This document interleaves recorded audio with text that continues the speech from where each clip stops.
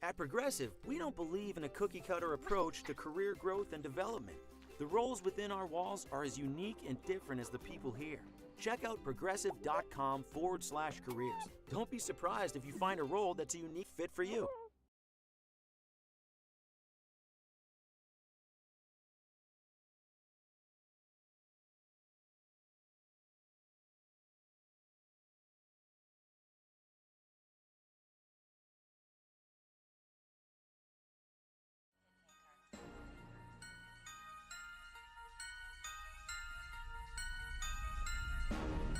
Ice up, son. What's up? Ice up, son. What's up? Carolina, keep pounding. Carolina, keep pounding. The Panthers on a prowl will continue driving down the field to the red zone. We just got a first down and 10. Smitty on the loose, wide open Ted again. Stack 6 more on the board, looking like a win. With the 6-game winning streak, put them out their misery. Brady wanna cry when the ref threw the penalty.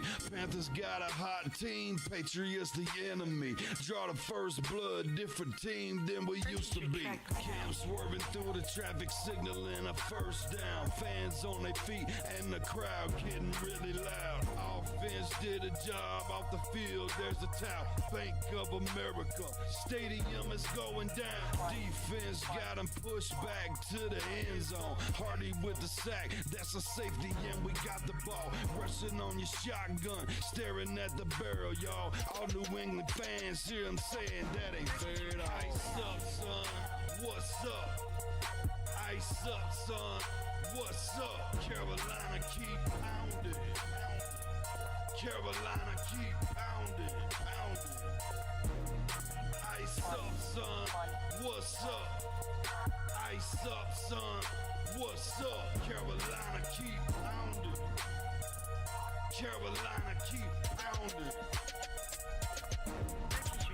Better watch the linebacker, he can read you like a book. Run 40 yards just to tackle Luke. Got him shook, Toby like a tank. And D'Angelo with the fake. Stiff arm, out of bounds, 25 to gain. Stewart back, healthy 3 lethal running backs. It's suicide, add the wide receivers, it's a rout. Secret weapon, make plays, Greg Olsen make it happen. Keep pounding on these haters, we ain't playing John Madden. Legion of the Hood, hometown go boom.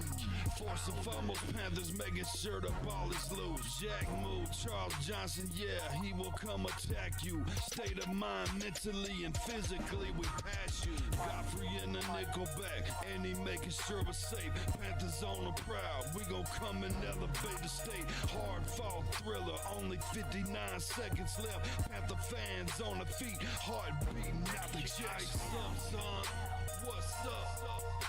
Ice up, son, what's up? Carolina, keep pounding. Carolina, keep pounding. Ice up, son, what's up? Ice up, son, what's up? Carolina, keep pounding. Carolina, keep pounding. Ice up, son, what's up? Ice up, son, what's up? Carolina, keep pounding. Carolina, keep pounding.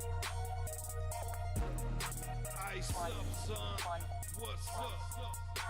Ice up, son. Carolina, keep pounding. Carolina, keep pounding.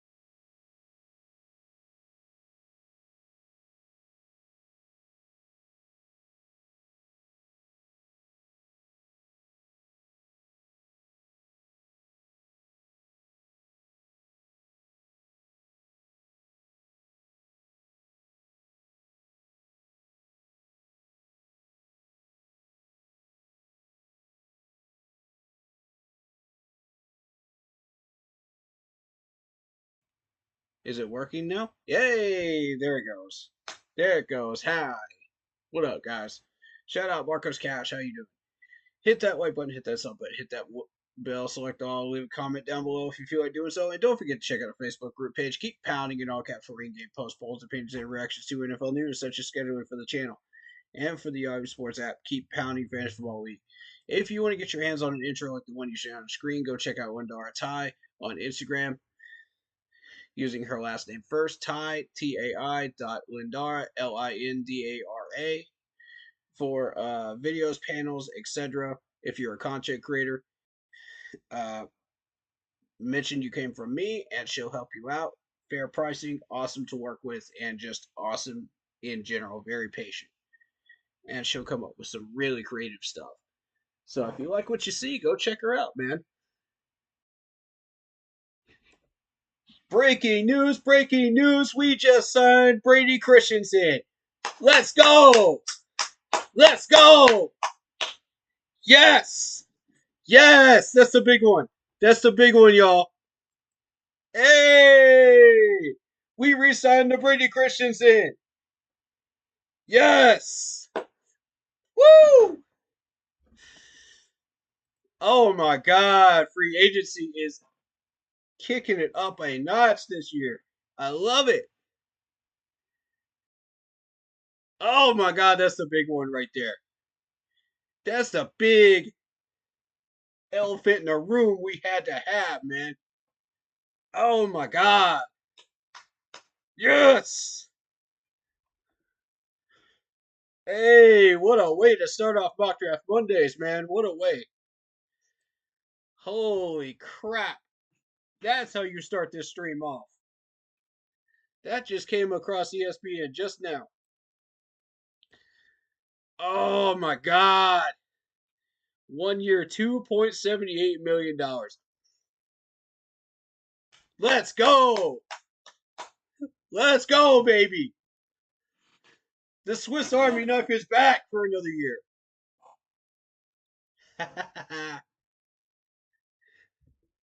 Oh, I'm happy now. I'm happy. I am happy we got both our offensive line weapons back. Woo! Oh, this free agency is going popping off for this year, man. It's popping off. Shout out Dan Morgan, man. Shout out Dan the Man Morgan for all these free agent moves, man. Bro, I asked for it and we got our safety. I asked for it and we got our safety, man. What I tell you, I was watching the Raiders. I was watching the Raiders. I knew that there was something going on in there. There's something brewing in the waters where they were not going to sit tight. They were not going to enjoy the fact that Pete Carroll was coming back over there, to the West Coast again. And the fact that Tom Brady is a partial owner now of the Raiders. So there's going to be a few players that are going to leave Las Vegas because they're starting to see the stagnant energy in Las Vegas, and they said, nah, I don't want to be a part of that no more. I don't want to be a part of that no more. So, it wasn't even the defensive players; it was the offensive players too, because Devontae Adams was one of the first ones to leave, and then I figured, okay, Max Crosby probably next, and then you'll see probably a safety or something come off the board. And lo and behold, we got one of their safeties, man. We got the one safety that matters. Trayvon, man, welcome to the Panthers, man. It's an honor to have you. We got a list going, y'all. We got a list going. I'm happy. Yo, shout out Marcos Cash, man. He said, "How you liking free agency? I love it so far. I love it. Dan Morgan's on fire. Y'all, we're making all the right moves. We haven't made a stupid move yet. We haven't made a stupid move yet. And just because we're not going after these big name people doesn't mean we're not getting what we need. We're staying in our lane, man. That's what matters. We're staying in our lane. We're living within our means of that cap room, which is perfect for us. So when we look at the numbers that we're putting into these players so far, it's not exceeding a certain limitation. You know what I'm saying? Like, and that's exactly the way it should be. That's the way we should be doing this. So, we're not overpaying players. You look at the defensive tackle that we allowed the Patriots to get, for $6 million more. we set a limit and we said, nah, we're not going past that limit. And I said, okay, Dan's got his walls built up, man. He's got his boundaries built up. I like this because this is going to matter, man. This is going to matter a lot. And the interesting thing is, when you went looking at the numbers of the defensive tackle that we lost, the solo tackles were not measuring up to what we needed. So, in my opinion, we got the better player out of the two when we got that safety. And I gotta say, we invested wisely. I'm very pleased so far with the moves. Um,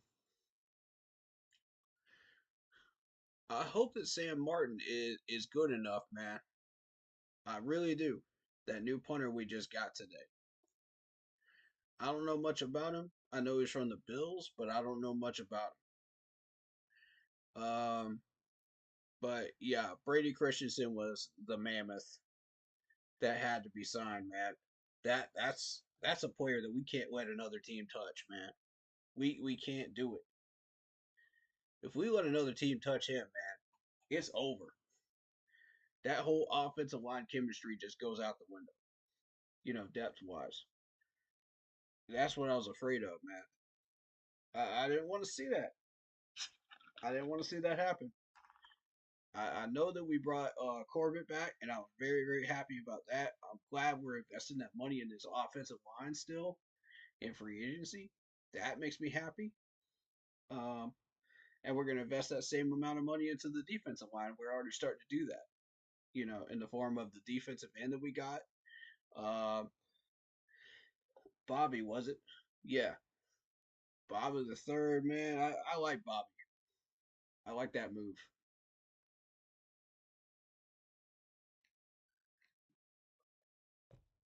And, you know,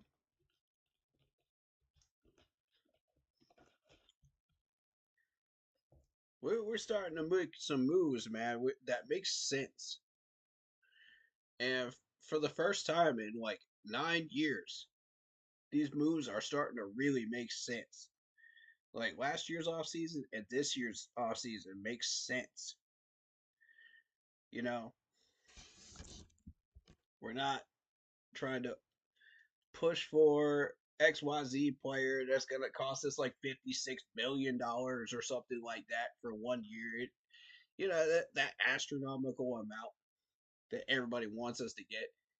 And everybody's talking trash and they're saying, "Oh, we're not doing anything," and people are just like, using the meme of like the guy poking the Panthers with the stick, just like do something. Bro, we are doing something. You're not paying attention? We've been doing something. What are we talking about here? We're investing in the right people. We're trying to build, man. We're trying to build long term. We're not trying to build short term. This ain't about to be no short term flame. We're going long term with this, y'all. Like I've been saying, everything that I have pointed out, for the most part, in this free agent pool, has come true. You look at um, the Saints are not doing anything. They don't got the money. Falcons are not going anywhere. They're staying stagnant. Buccaneers are quiet. They resigned Goodwin, but or Godwin. But beyond that, they ain't done nothing either. We stay stagnant. They've all stayed stagnant, and we are doing what we're supposed to be doing right now. We're freeing up money where we're supposed to be freeing up money. We're re-signing people that need to be re-signed. We're putting that extra effort into these re-signings that need to be there. Hey, you heard Dan. Jaycee Horn's ours. This man ain't going nowhere. You heard the man. He ain't going nowhere. We made him the top paid corner for now, but somebody's going to exceed that at some point in the next few months. I can guarantee that. But my whole thing is like, if we continue on the path that we're on right now throughout this free agency, we're going to get everybody we need. Yep. Yep. By the end of this offseason and by the end of this draft, we're going to be about 85% to 90% there to where we need to be as a franchise. That means, yes, a division title run is coming in 25. If we do everything right, that means we got to work on mechanics, we got to work on footwork, we got to work on the little things. We got to do everything we were doing in the second half of last year. Put that into our game once we've got everybody we need. And then start pushing for those playoffs. Now, I'm not expecting us to go far in the playoffs, but I'm expecting us to at least be in the running for it, if not get in this year. Because let me show you the schedule that we got going on for this year coming up. And I'm going to specifically talk about a couple of these players that got moved around.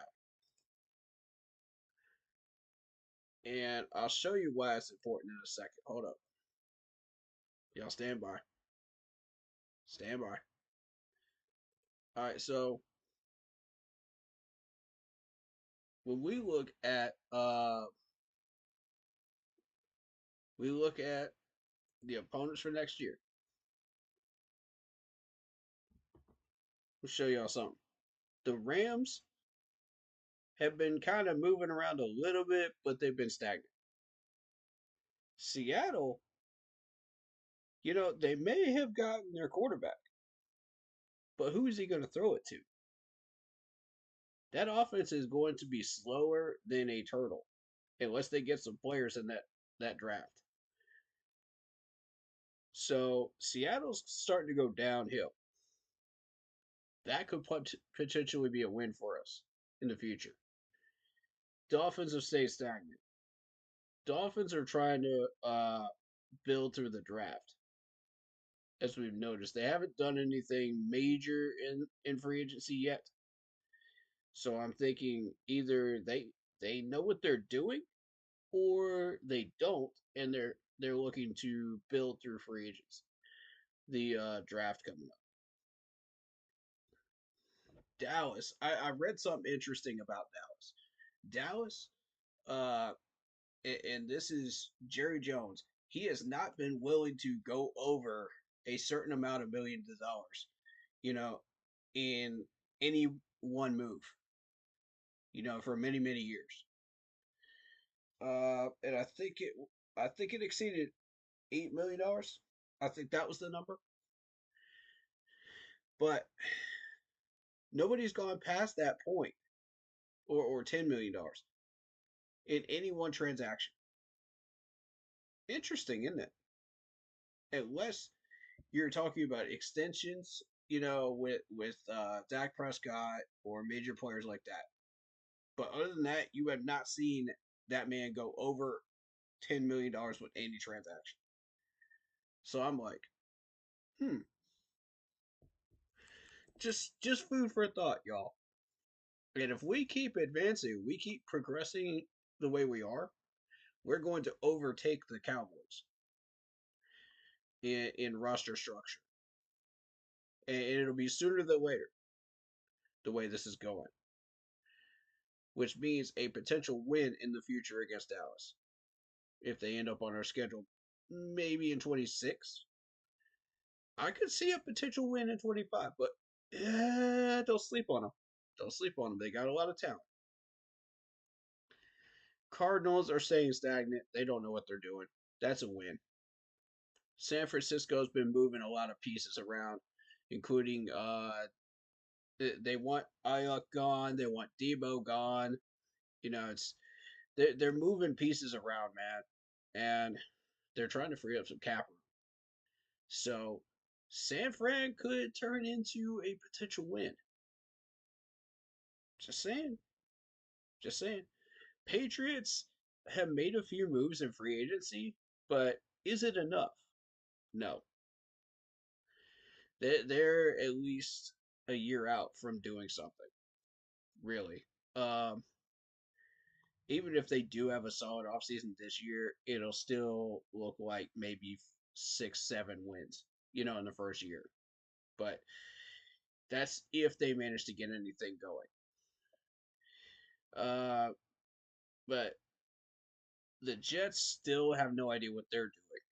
That's a money bag situation right there. Anybody that goes to the Jets is just looking for a bag of money, and that's a win. Honestly, that's a win. Green Bay, do not underestimate Green Bay under any circumstances. Just because they're moving pieces around does not mean they're less dangerous than they have been for years. I've been warning people about Green Bay for a number of years. Just because they look stagnant on paper doesn't mean you can fully take advantage of it in a game day situation. Because any game that you play against Green Bay, especially in Lambeau Field, is a dangerous one. Because these guys can come up and surprise you if you're not on your A game. Now, let's talk about the Jaguars. The Jaguars are looking to move some pieces, but isn't enough. No.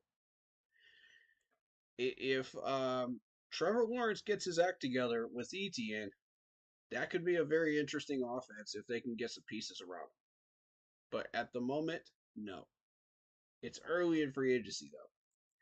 So, you know, just to give you an idea of what we're dealing with here, Saints are tossing players because they got to free up cap room. They're in a desperate situation in cap room. So, the Falcons are building, and I believe the Falcons may be our main problem for trying to get the division. Uh, but don't underestimate the Buccaneers because the Buccaneers are still in the hunt. Very, very much in the hunt. They got it last year, so they snuck up behind everybody and got it. So we got to be very, very careful about not underestimating opponents this year. Just because we've got some players doesn't mean we should be just saying, "Oh yeah, we got this, we got this, we got this." No, no. Slow your roll. Play your game the way you need to be playing it. Work on the technical details. Worry about what we're doing, not what they're doing. What we're doing, and you'll start to see results this year. And I want to see some points on the board. I want to see some wins this year. This is the year it starts to become real. Okay? The first year, you saw it in just the stats, and the technical improvements, and it was just a matter of just trying to figure out what we had. What pieces do we need to move? How does that change our overall long-term plan, as far as like building and once you get into the second year, that's when you start to see if we start doing everything right, like we're doing so far, 2 days into free agency and after resigning period here, we start making these types of moves. Once this is complete, once the draft is complete, if you absolutely kill the draft again, like we did the last time, and don't let anybody tell you that didn't kill the draft last year. We did. Look how many of those players are actually starters right now, still on the field. Don't let anybody fool you. We got some monster players on this field. But are they impact players? That's a good question. Depends on who you ask about. But that's not the question you should be asking. The question you should be asking is, are we making the correct moves? Are these moves going to translate into points, wins, and a division win at the end of this year? That's our goal. Division win. Division crown. First, second year in. That's what I want. And I'm looking. I'm all in it, man. With that schedule, I'm looking at it and I'm going. This might be possible. This might be possible, y'all. We know we're not going to win over Buffalo. That's not happening. I'm just going to go ahead and tell you that right now. If you magically get a win over Buffalo, I will be shocked. I'll be happily shocked because that means we're ahead of schedule. But getting a win over Dallas would be big. Getting a win over Green Bay would be big. Those are the two I'm targeting right now. And I'll say right now, I think Seattle could be a trap game if they get their offense together and figured out. The Dolphins could be a trap game. Dallas could be a trap game, potentially. Green Bay is your fourth trap game. So that's just overall looking at it from very early, way too early first look. Based on what we've resigned, based on what we have picked up in free agency so far in day 2 of free agency. We're still getting pieces coming in. We're still signing people. So, I mean, again, a very slight concern for me. I'm looking at special teams. We're moving on from Eddie, potentially. We've already moved on from J.J. Jansen because of J.J. Jansen's age. And we've gotten a little bit younger with that. But are we sure we want to move on from Eddie yet? Because y'all got to remember, this man was kicking a high percentage of accurate kicks. Top 5 in the league. Like, are we sure we want to part with that and downgrade just to save a little money? I mean, that's a question Dan's got to answer, man. And it's a tough question. So I give him credit. This stuff like that, small things like that, can add up to something bigger in the long-term future as far as like building the franchise and building your roster. But it is small sacrifices sometimes that you have to make. Like an extra $3 or $4 million here or there, such as the $6 million that we were not willing to invest into that defense tackle that went to New England. That $6 million could go to something else. You know what I'm saying? Like, that's the small sacrifices that you need to have the spine to make as a GM. And Dan has that spine to make those moves. It's not easy decisions that he's making right now.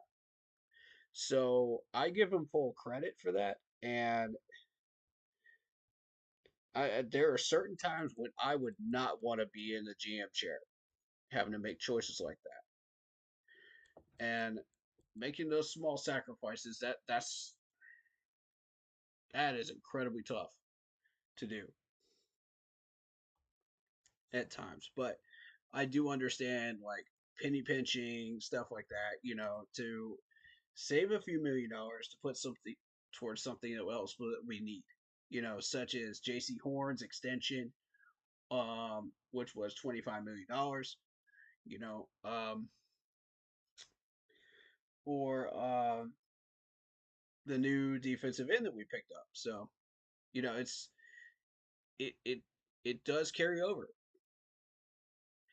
And you saw it today. Brady Christensen got re-signed for $2.78 million. How much did we get back from Miles Sanders' cut? There you go. It's a tough choice you got to make. And that one's not as tough as the rest of them.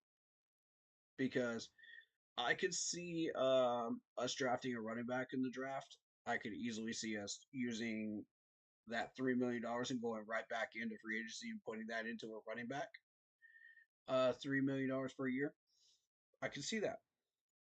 So, I mean, it's a matter of making those small sacrifices for the bigger picture. And Dan knows what he's doing. He's got a vision. He understands what he's doing and how to do it and where to set the boundaries. So I'm very, very pleased with what I'm seeing so far. Cade Mays was another big one that we resigned as well. Um, that made me happy as well. Let me go through some of the transactions if they put them up. It's going to be interesting to see what's up here and what isn't yet. Because sometimes they okay, yep. Brady Christensen just went up on the website. Sam Martin's there. There's Miles Sanders. How much did it say specifically that we saved? It didn't. Okay.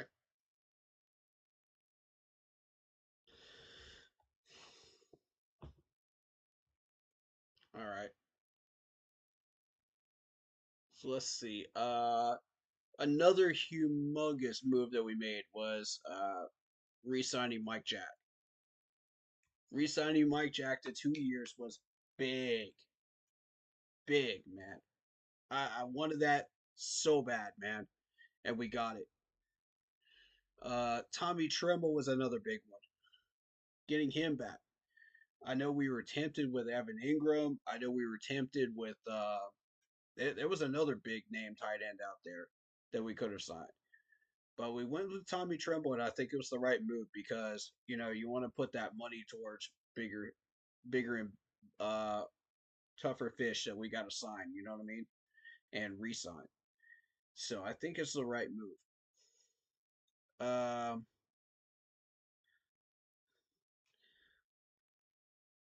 Austin Corbett was huge. Investing in the offensive line is always a great thing to do. Because investing in the lines is how you start your building process and continue that building process by re-signing these guys, keeping them tendered, keeping them extended, keeping them here in Carolina. Don't let them leave. You know. So yeah, big moves, big moves, big moves. We released Dane Jackson. Excellent move. I wasn't a fan of Dane Jackson to be honest.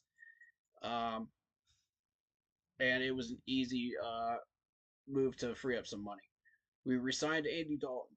I like that move because of what he's doing for Bryce right now.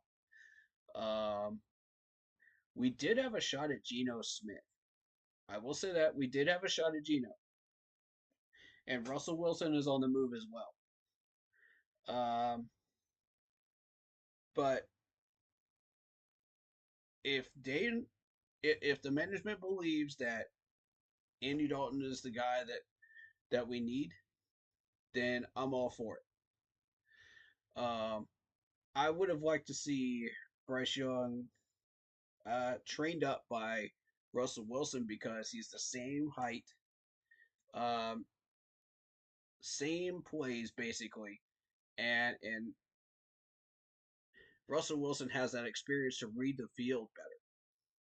He may not be able to teach him much as far as release time and footwork and whatnot, but as far as reading the field and understanding what he's looking at, yeah, Russell Wilson could definitely help him with that. And there's a couple of quarterbacks that could help him with release time too, but I know people are not going to want to hear it. And one of those names is Matt Ryan, but I know people are not going to want to hear that information, but it's the truth. Matt Ryan had one of the fastest release times in the NFL during the entire time of his career consistently. It was what 2.5, 2.5 consistently, and I mean that's nothing to shake a stick at right there. You got to see how well he constructed his playbook, in order to match that. How he uh had the wide receivers running the specific routes to match that. He knew what he was doing, you know, and he made a whole entire career out of it. And look at the yardage he got. And that's without an offensive line. When he had an offensive line, 2016, those numbers shot up like a rocket. So, I mean, it's what you've already established plus having that protection. And you saw the result of that with Bryce, in the second half of the year last year, where once we finally built that chemistry and we got it going, you know, then it was a matter of, okay, how can we build on this? You know, how can we do this consistently? So I look at um, the wide receiver core that we have, and it's the same level of talent that we had in 2015. Same level. I think we just need one more major signing in free agency to really match it as far as like where that bar should be set. I know a lot of people are going to disagree with that respectfully, and that's fine. But when you go back and you look at that 2015 wide receiver core, who can you say off of that wide receiver core was actually like known anywhere? Anywhere. Literally anywhere. Because it once we became known and we started actually using those wide receivers, people started paying attention to these people. Nobody knew who Curtis Samuel was. Nobody knew who any of these guys were back then. So once we became known and did things the right way, they started to become more popular. They started to become these impact players that everybody's talking about. They started to become the monsters of the league that people know in Australia, Japan, Asia, everywhere, Europe. People know who these players are now because we got to the Super Bowl. We got to the big game because we did everything right. So now, like, you look at this wide receiver core that we got now. It's Xavier Legette, Coker. Coker was an undrafted wide receiver. Nobody knew that this man was going to become like one of our major wide receivers. Like Adam Thielen was kind of ignored in Minnesota, but he was the number one wide receiver in Minnesota, and he was making an impact up there. Adam, don't think I didn't notice you up there, buddy, because you were racking up some monster yardage, and that's why you're in a Carolina uniform right now. Because Dan and Dave saw it, and they said, "I want that," So, David Moore's got some potential. Um, Tompkins, I see a little bit of something in Tompkins, man. I do. I don't know about Jones Jr. We'll have to take a look at him, but as of right now, I don't know who Dan Chesnier is. I'll have to look at him as well. But from the players that we do know, these guys have chemistry with Bryce. And chemistry is everything. It can overmatch,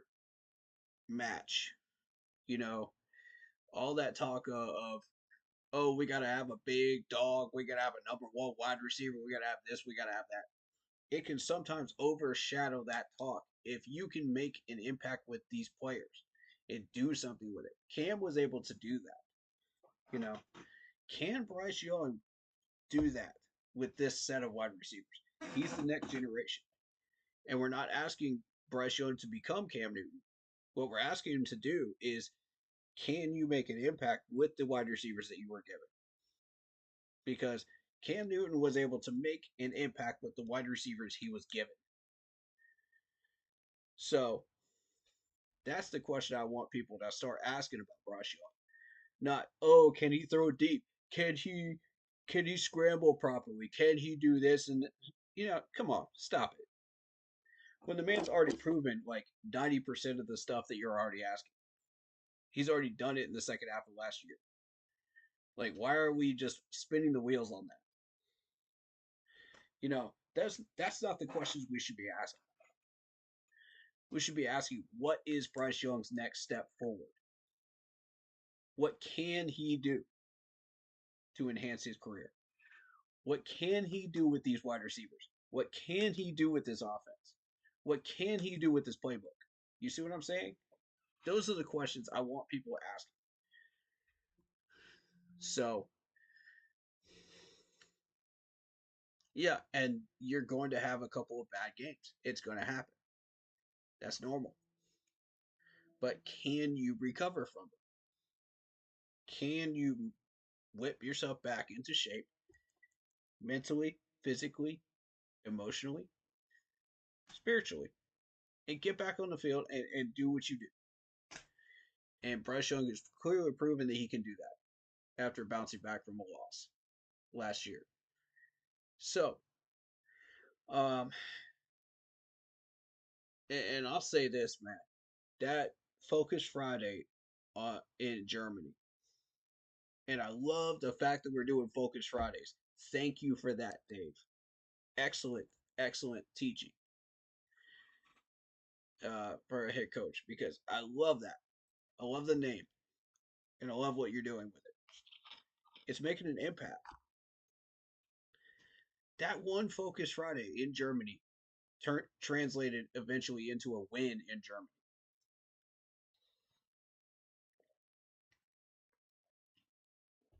And the rest just choo-choo train from there in the right direction. And we just did not stop. It was beautiful to watch. Because for the first year, finding that type of chemistry is hard. It is. I'm going to say that. It's hard because you're trying to figure out who these guys are, what they can do, how they impact the game. It's a measuring tool first year. So you're not expecting them, right away to just jump in there and find chemistry like that. It takes time. So sometimes it'll take a fourth of a season. Sometimes it'll take half of a season, like it did for us. For other teams, maybe 3/4 of a season. But you find that chemistry eventually, and you say, okay, now what? Now what? Now that we know who we are, now that we know what we're doing, now that we got a clear vision and an attack plan, let's go do it. And that's what we did. We became attack dogs in that second half of last year. And I liked it because that's the start of something good, man. Real good in Carolina. And I'm watching some of that, these same people brought back. And I'm saying, y'all better watch out. Y'all better watch out. Dan knows what he's doing. This man ain't playing. He's out to win. This man's out for blood. You could tell. Look at the intensity of those eyes when you see him in interviews, man. I'm telling you, this dude is not going to back down for anything. He's an attack dog as a GM. And that's exactly the strategy that we're using right now. We're smart. We're not overliving our means. We're not overpaying people. And we're doing what we're supposed to be doing. And it makes me so happy. I specifically asked for us to get a safety in free agency. Not top 5 money, but a safety that can help us in run support and can cover well and can solo tackle. Guess what? Look who we got. Look who we got. Hold up, hold up, hold up, hold up, hold up. Because y'all are going to like this.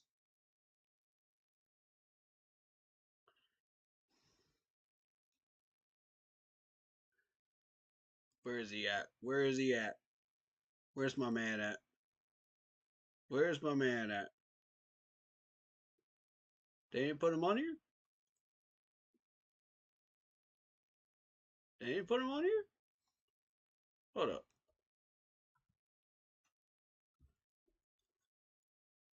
Alright, so he's not on there yet.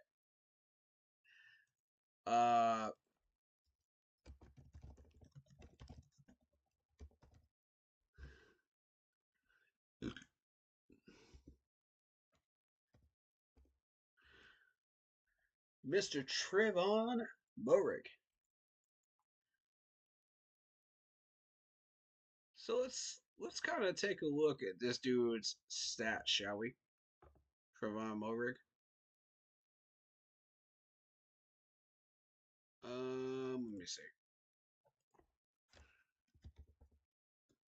Yeah.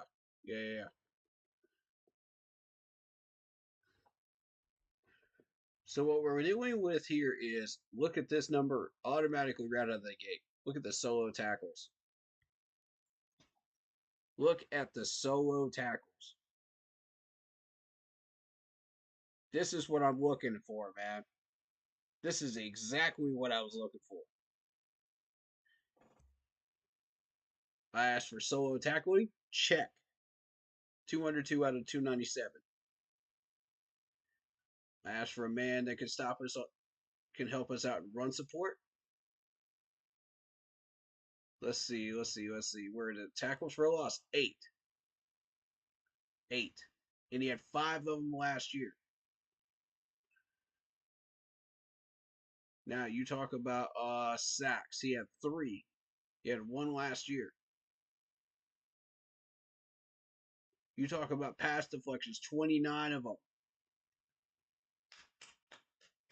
Excellent signing, Dan. Excellent signing. Tipping the cap. This is exactly what we wanted. This is exactly what this team needs on defense. I am so pleased with this signing. And that's a big name right there, man. It's a big name. Trevon Moehrig. People know who he is, too. So, the question now becomes, is Evero going to put him in the right place to be the most effective? And we're going to have all these healthy pieces back. We're going to figure out what we are on defense now. And the first step to that is building that defensive line. You've got to build that defensive line. Make sure that D-line is solid as a rock, just like the O-line was. Put money into it. Develop it. And follow the same formula you did with the offensive line. And I'm telling you, it's going to work. So, year 1, offensive line. Year 2, defensive line. Year 3, fill in the gaps. Make a run. You know, and then once you've made that run, and you may not get the Lombardi that first year, but I'm telling you, the second time around when you make that playoff run, we'll know exactly what holes we need to fill. We'll know exactly where our kryptonite is, and we'll know exactly how to get rid of it. But this time, learn from 2015. And when I speak on a player that I'm calling out this time, listen. Management, please listen. Because I called out Mike Remmers, and we kept covering it up, sweeping it under the rug, and it cost us a Lombardi. You know how I knew it was Mike Remmers? Because everybody else was doing their job. I was watching this dude just not using proper technique, whiffing a few tackles, whiffing a few blocks. over there at left tackle, and I was just like, bro, I'm telling you, what are we gonna do about this dude? I sent that request in to the ask your questions, on the Panthers website, and the response was, "What offensive line problems?" "Quote unquote, what offensive line problems?" Yeah, I'm not making this up. I'm not making this up. I got screenshots of that, and it pissed me off to no end. So I said, "All right, you know what? Y'all f around and find out. F around and find out, because that's what we're doing when you ignore something like that. When you got everything else figured out, and that's just that one Achilles heel that starts the train rolling to an L, in a Super Bowl game. That's that one Achilles heel. I keep telling you, there's going to be one in that first run. And I said, we went too early. We were a year too early to try to get a Lombardi.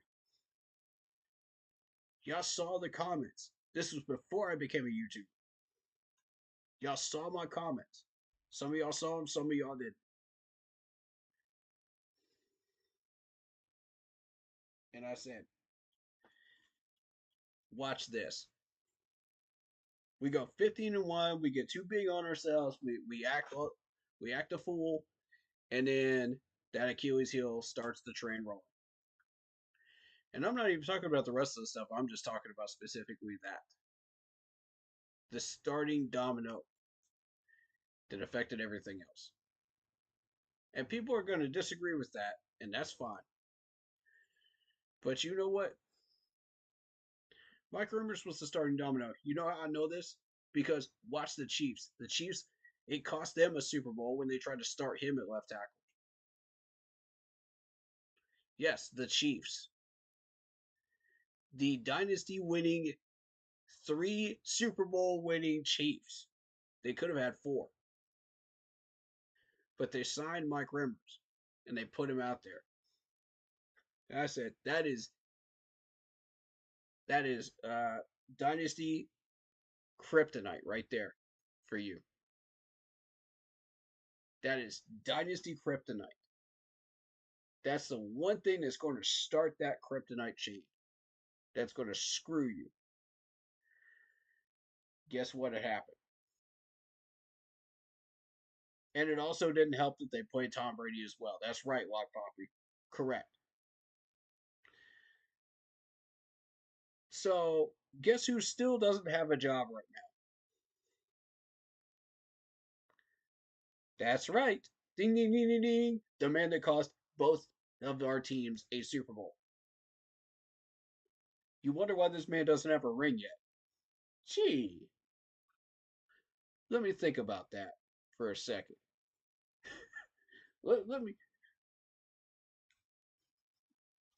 let me just take a second to analyze that a little bit.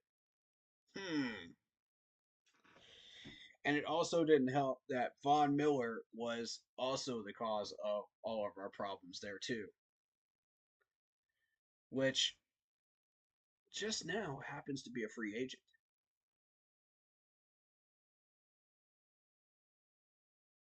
I'm not sure if anybody's paying attention to our management. I'm not sure. Are y'all paying attention? Von Miller, free agent. You can't let that kind of talent go, man, because that kind of talent will come back to bite us in some way, shape, or form. If that comes back into our division, into the South, and we got to play him twice a year, think about that.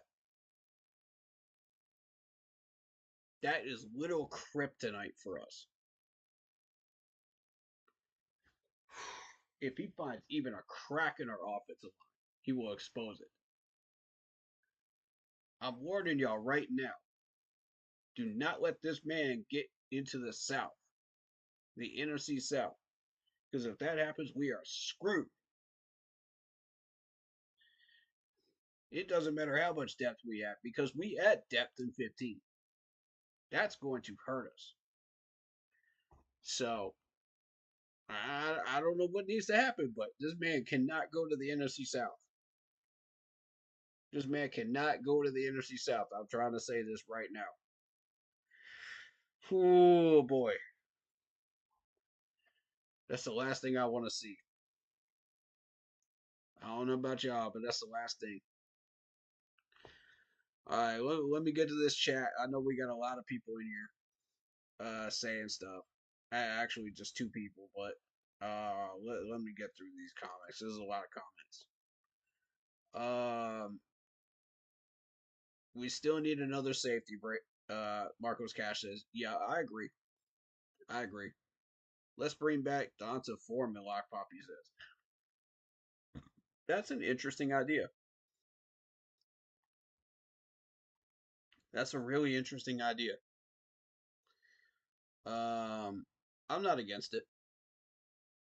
Marcos Cash says, I wouldn't mind Ollie Gordon. Oh, sorry. Ollie Gordon in the 3rd or 4th round, preferably the 4th. Sell me on Ollie. That's a name I'm not familiar with. Sell me on him. What makes you interested in him? And what position does he play? What does he do? Let me know. Black Poppy says, nah, if we draft, gotta go Can't. It's good Tebow. Okay.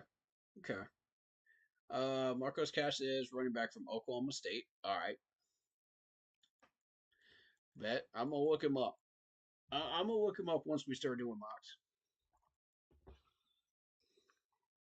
I want to get a good 2 hours of mocks in here. Hour and 45 minutes. You know what I mean? I got something else I got going on at 9, so we'll go fairly quick with this today. But we're gonna try to fit all this information in as best we can, and try to apply it. But mock draft 11 stream, that's when we're really gonna go ham with this stuff and go all in. It's gonna be like a 4-hour stream or something like that. You know what I mean? And we're just gonna apply everything that we know, and that should be like the end of free agency by that point, or the free agent period. You know, Black Poppy says Darnold Smith Nigma connection will be good. Yeah, but that's all they've got though. Who are the rest of these wide receivers in Seattle? Nobody knows who these guys are, man. I mean, maybe you got Bobo, but I had one person in my team chat talking good stuff about Bobo. But I mean, besides Jackson Smith-Njigba, who do they have? You know, that's an impact player. Nobody. Marcos Cash says, I wouldn't be mad at Scott either, but Gordon is built like Derrick Henry. I'm going to throw a running back in here to y'all. The more I watch Devin Neal, the more I like him. And I think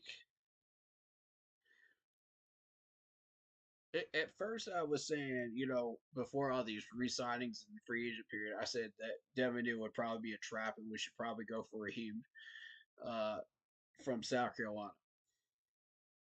Because I like Raheem Sanders, man. Dude. That South Carolina running back can ball, bro. He can ball.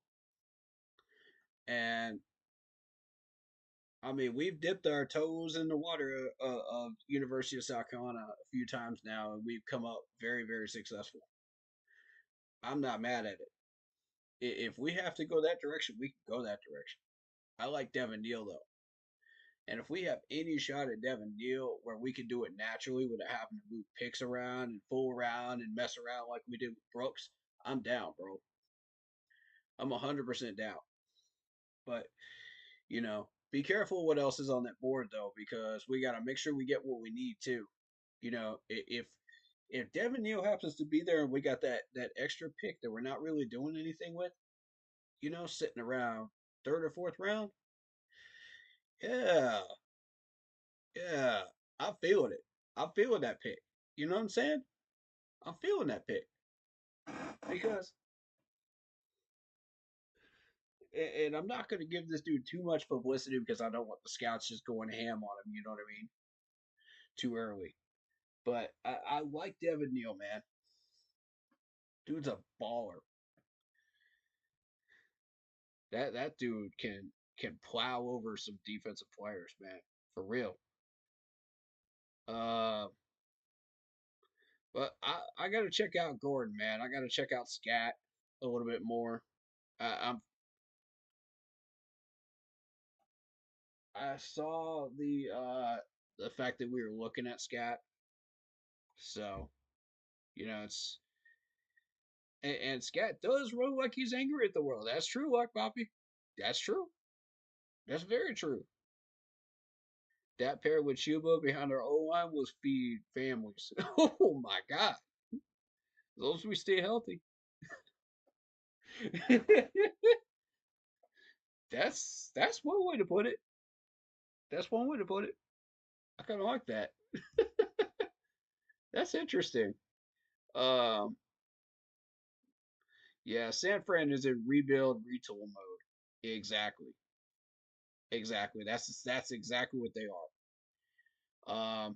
Yeah, Jalen Coker is a beast,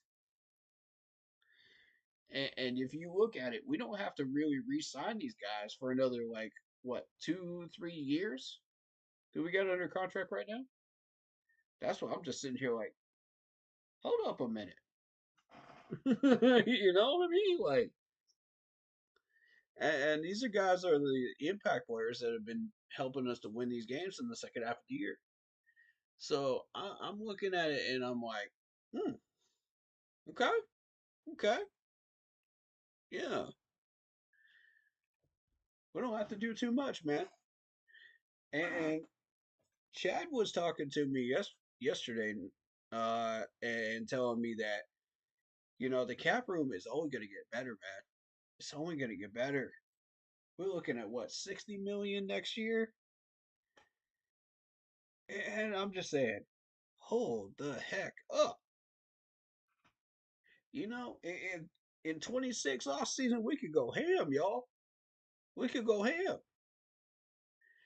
I don't know who we got to resign, but we're gonna make sure that whoever it is needs to be uh, locked down and not go anywhere. But yeah, we'll get to that bridge when we get there. Right now, we're focused on what we got right now. Eddie has no leg power though. He's money from 40 yards or less. Hmm. Okay, so what kicker do we have in mind that's going to replace Eddie?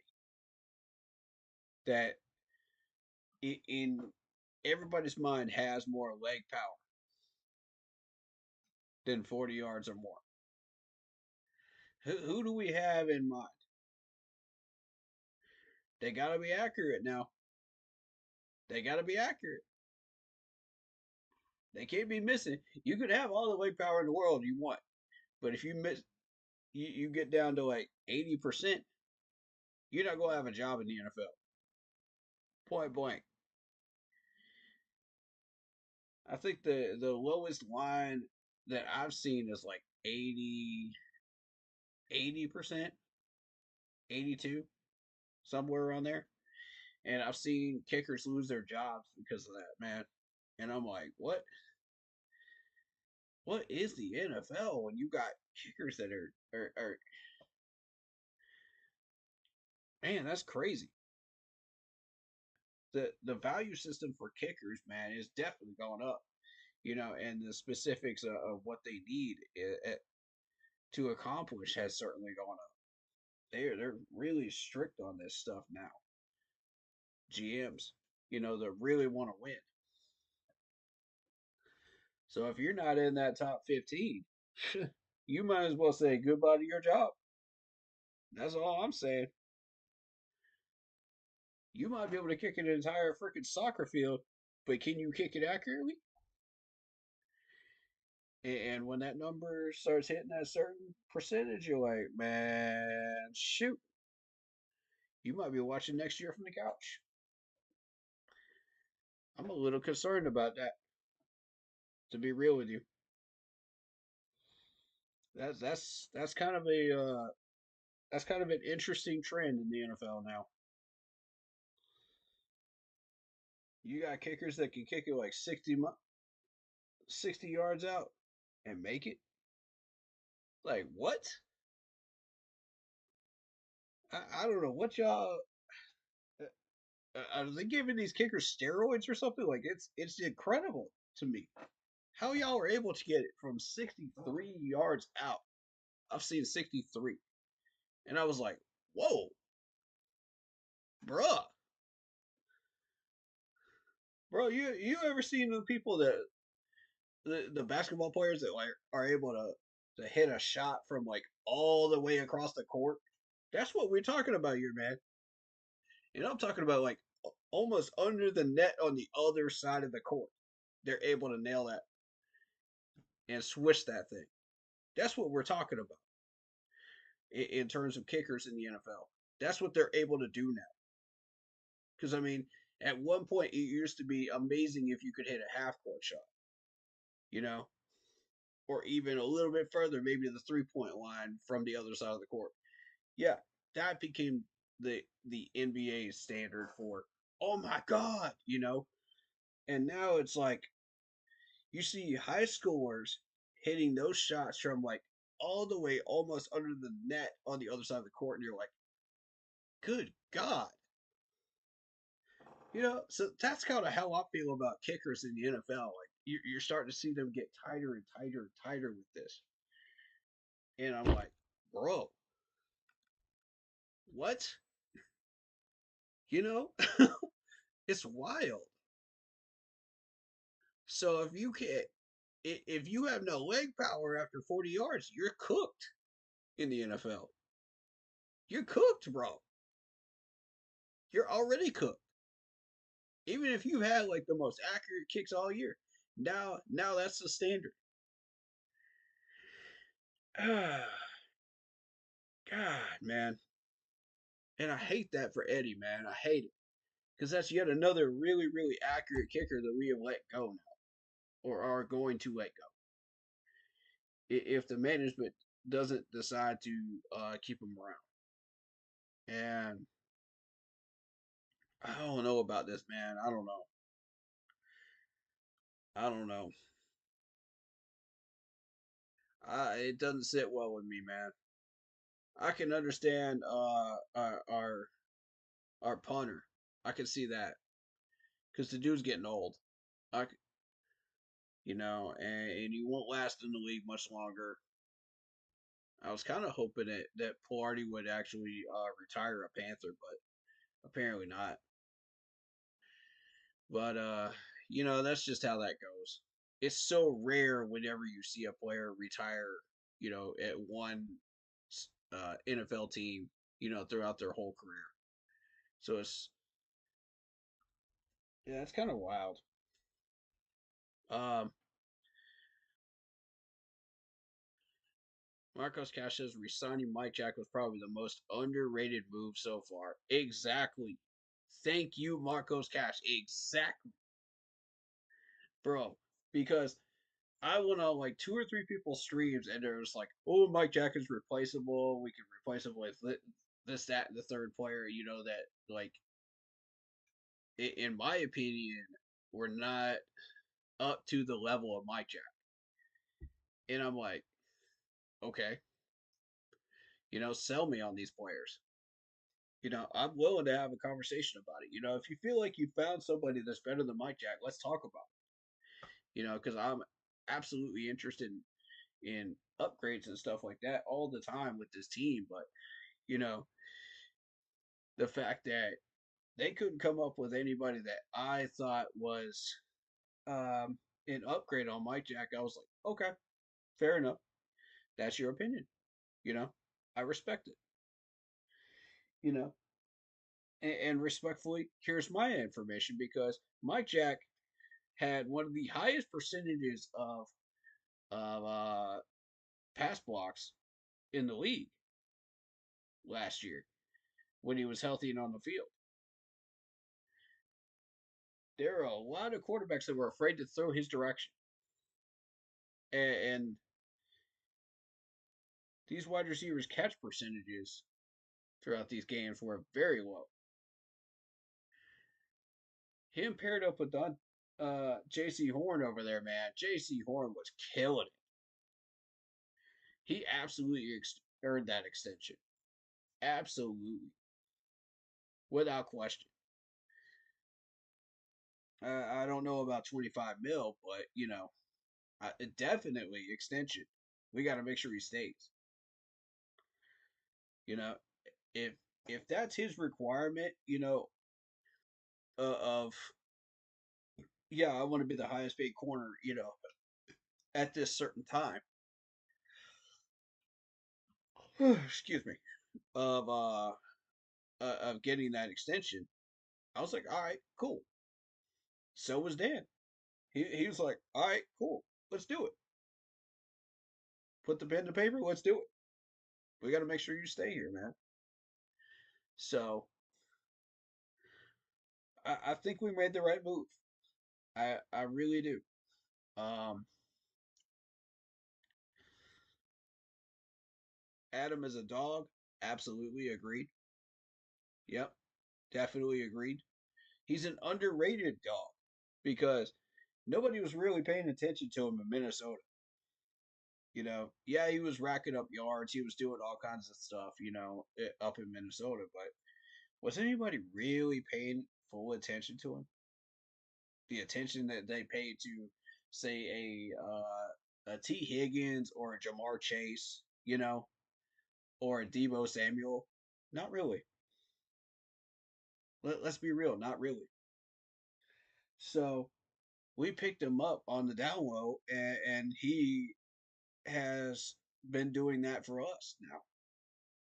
And like I said, credit to Dan Morgan and Dave Canales for recognizing that and understanding, yeah, there's a lot more to this dude than just, oh, he's quietly racking up numbers. Because he's an excellent teammate, he's an excellent locker room person. He's an I'll be the first to say this is matching up with what our mantra is and what we're trying to do. You know, and I believe in Adam. I like this dude, man. I'll hype him up to the moon. I'll give you the love on this stream that you deserve, Adam. I will, man. Because you've earned it, dude. You've earned it. He's absolutely a dog, and he's a lot more than just a dog. So, that's my thoughts on Adam. Uh, he can come to the South if it's the Panthers talking about Von Miller.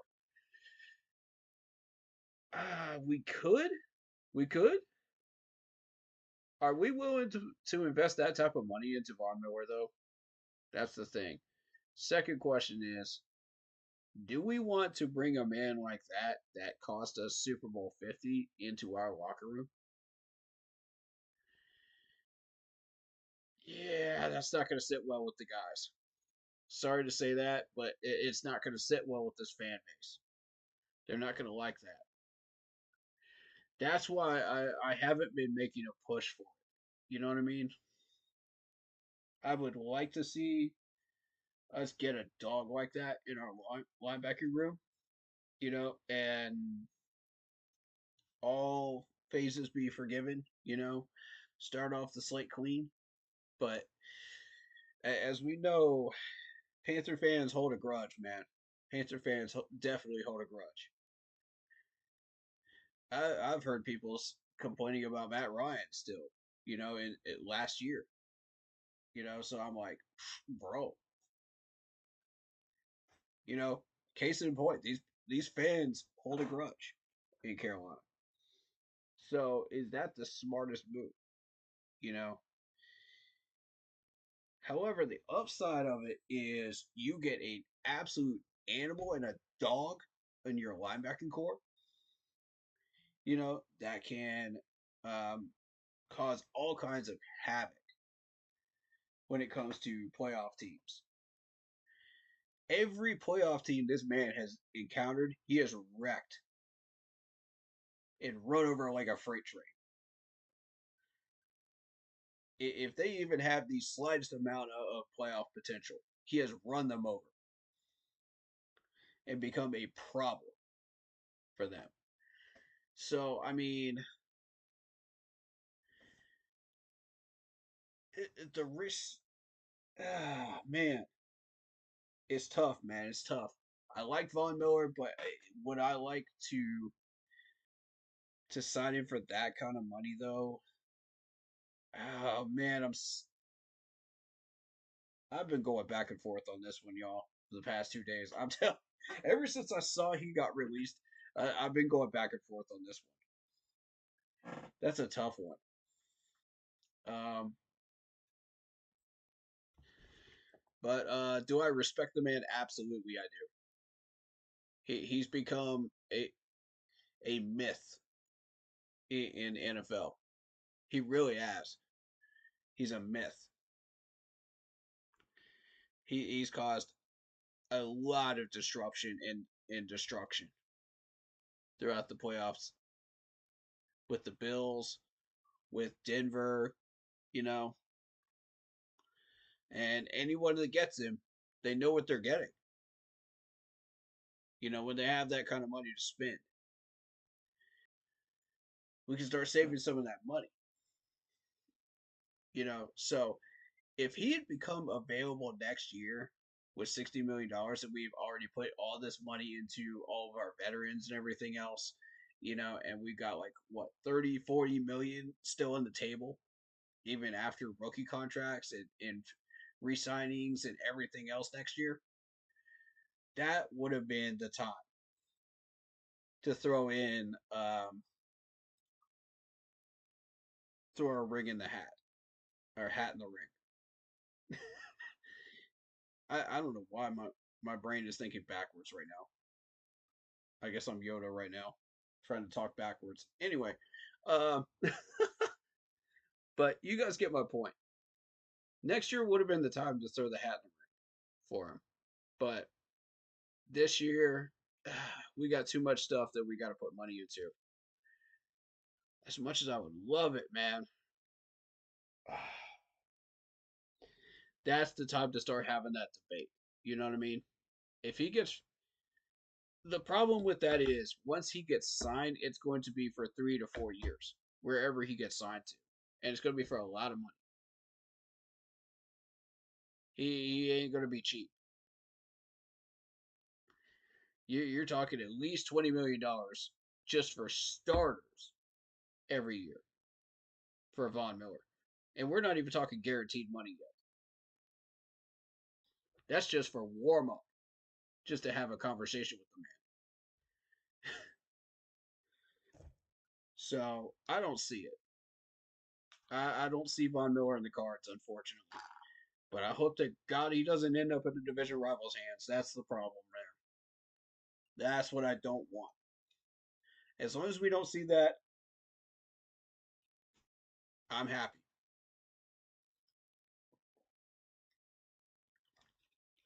I'll take that as a trade off and we'll move on.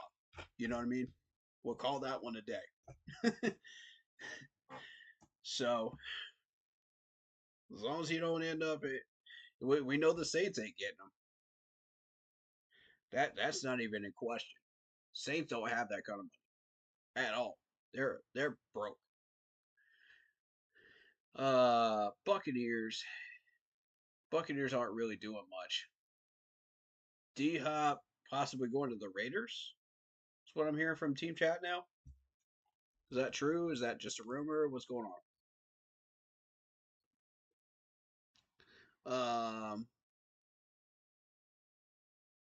But yeah, Buccaneers don't have that kind of money either. I don't think the Falcons do either. I don't think we have to worry about them coming into the division, but uh, to a legit contender, they may be looking to spend some money. Buffalo is trying to free up some money. That's why they did that. I mean, yeah, the dude is awesome. They want it back, at a cheaper cost, but is he willing to pay that, to stay in Buffalo? I don't know. I don't know. We'll see. We'll see. I could just as easily see him going somewhere else, though. To a legit contender. Maybe Minnesota, maybe Washington's been loading up, y'all. Washington has been loading up. Pay attention to Washington. Do not ignore the Commanders. Because if you do, it's on you. I'm telling you right now, it's on you if you sleep on them. They getting some major moves going right now. Yeah, they lost Jeremy Chinn, but is that really a big loss for them? I don't think so. Because that's now two teams that can't figure out what to do with him. Giants couldn't figure out what to do with him. Washington couldn't figure out what to do with him. We couldn't figure out what to do with him because we were mismanaging him anyway. So is New York. So, is that really that big of a loss for Washington right now? Nah. They'll find a safety. They'll find a safety. But we found the safety that fits us. That's the difference. You can find a safety, but does your safety fit your system? Does he fit what you want, what you're trying to do? And Trevon absolutely does. It's that simple. And now that we've gotten Trevon, that's gonna put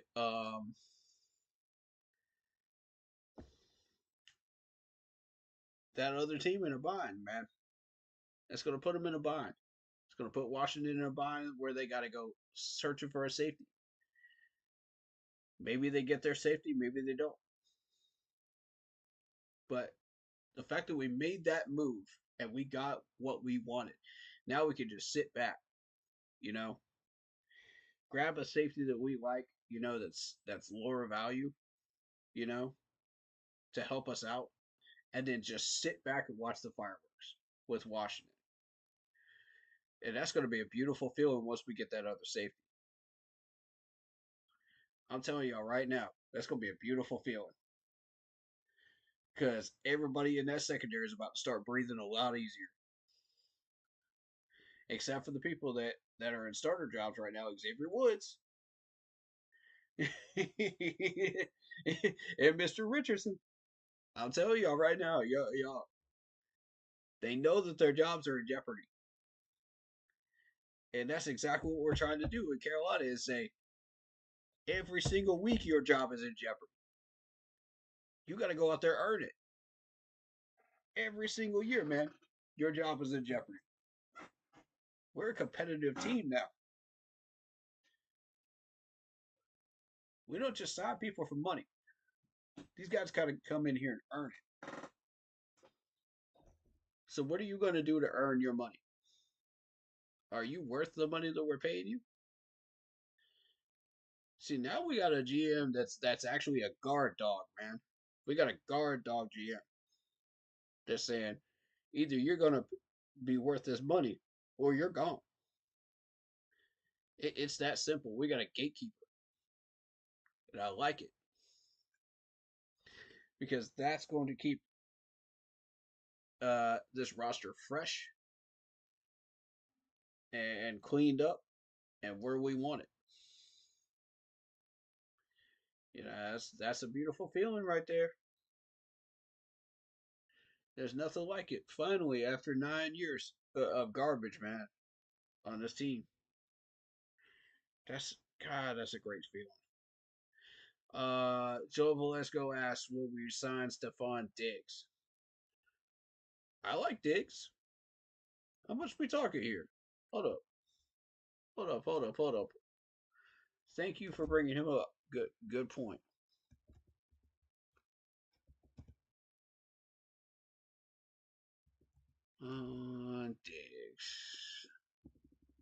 probably spelled that name wrong. Diggs.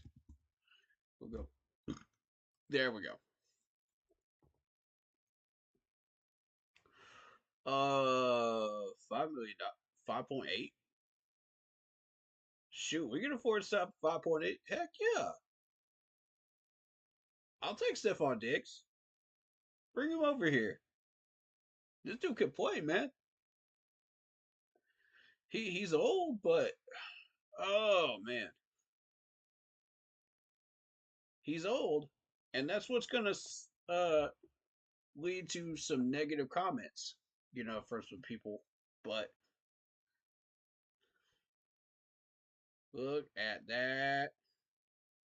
I mean, we talking from 2018 to 2023. This man has gotten over 1,000 yards every single year consistently. In 21 and 22, he hit double digits in touchdowns. Look at that average, though. That is a beautiful average every single year, consistently double digits. That's what you want to see. And he fixed his fumbling problem. Look at this. From 2020 on, no fumbles whatsoever. That's wild. So, in only 8 games, he still managed to get 500 yards with 3 touchdowns. I mean, that's pretty good, man. That's pretty good.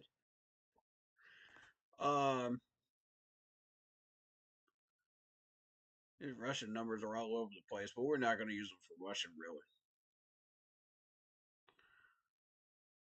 My whole thing is, like, I like the yardage. That's a very good point right there, Adam, Joel. Very good point. You're exactly right. And those two have some chemistry together. I've seen it, and I like it. Yeah. I like Slayton as well. I think Slayton is another good option for us. And I've just slowly been watching all these wide receivers go off the board, go off the board, go off the board, go off the board, and I'm like, okay, okay, okay, because we're not about to go out there and try to trade all that garbage for Ayuk. Come on, you know, or Deebo Samuel. Come on, like y'all tripping, man. Y'all tripping if you think that's worth putting all that capital into. That ensures that we have trouble with re-signing a bunch of people that we need. You know what I'm saying? Austin Corbett would be on the chopping block if we didn't do that. If we try to do that. So I mean, we would need more pieces. That sounds like an old Panthers move, doesn't it? That sounds like an old Carolina Panthers move from the old GMs. Marty, Scott Fitter would try to do some garbage like that. You know what I'm saying? Like, nah, man. Out with the old, in with the new, with the Panthers management, man. We know what we're doing now. We got a plan. We got a master plan.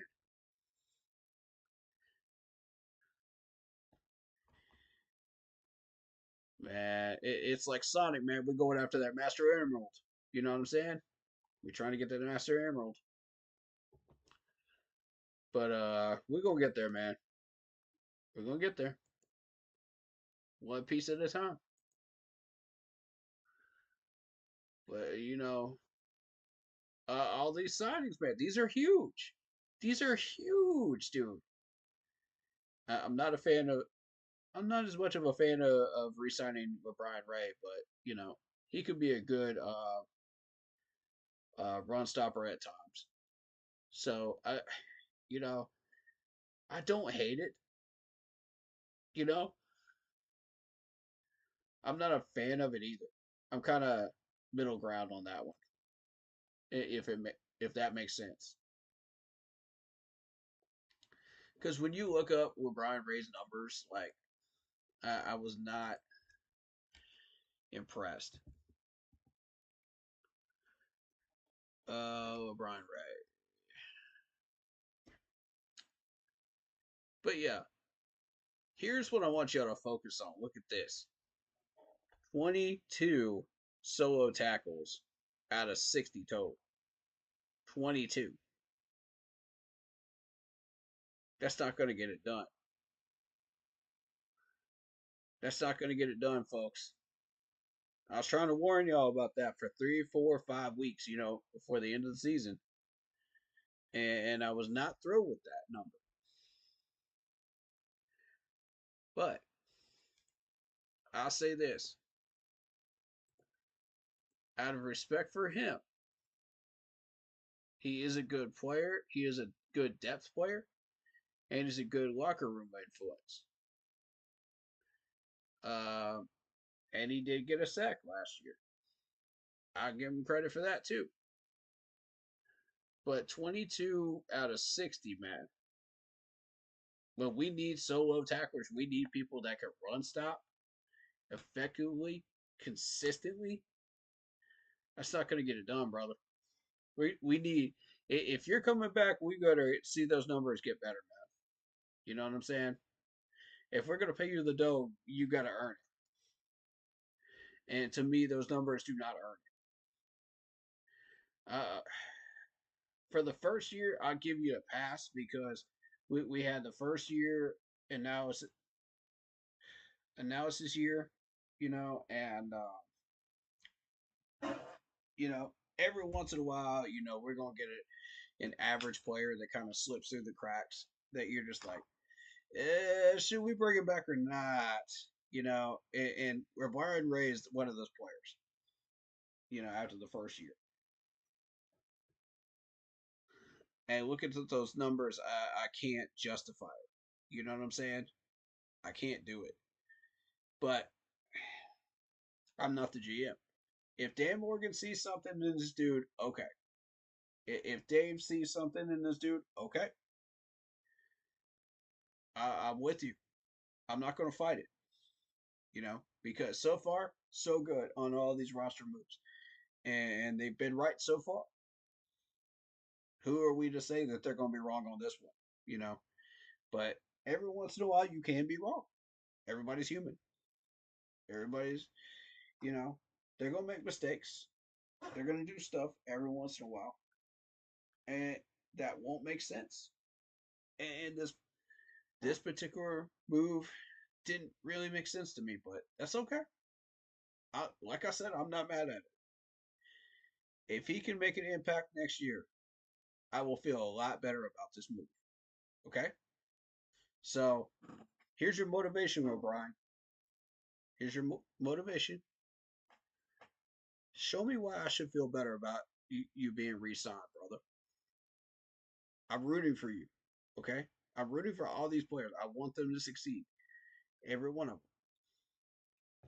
them. Whether I've been giving you tough love or not. Especially if I'm giving you tough love. Because I care about all these players, man. I want them to have the best and most successful experience in Carolina possible. In order for us to rise up as a franchise. So, if that means that a guy like that has to find a way to step up, okay, cool. I'm here for it though. I love success stories. So show me a success story. I love success stories. I love coming on the stream and saying all this good stuff, man, about a player that's come out of nowhere, man, that I've been harping on all year. Show me that, man. Show me that, Mr. Brian Ray. I'm with you, brother. I'm here for it. I want it. I want that for you.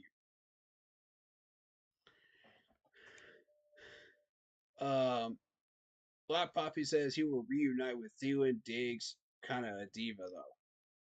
Yeah, true.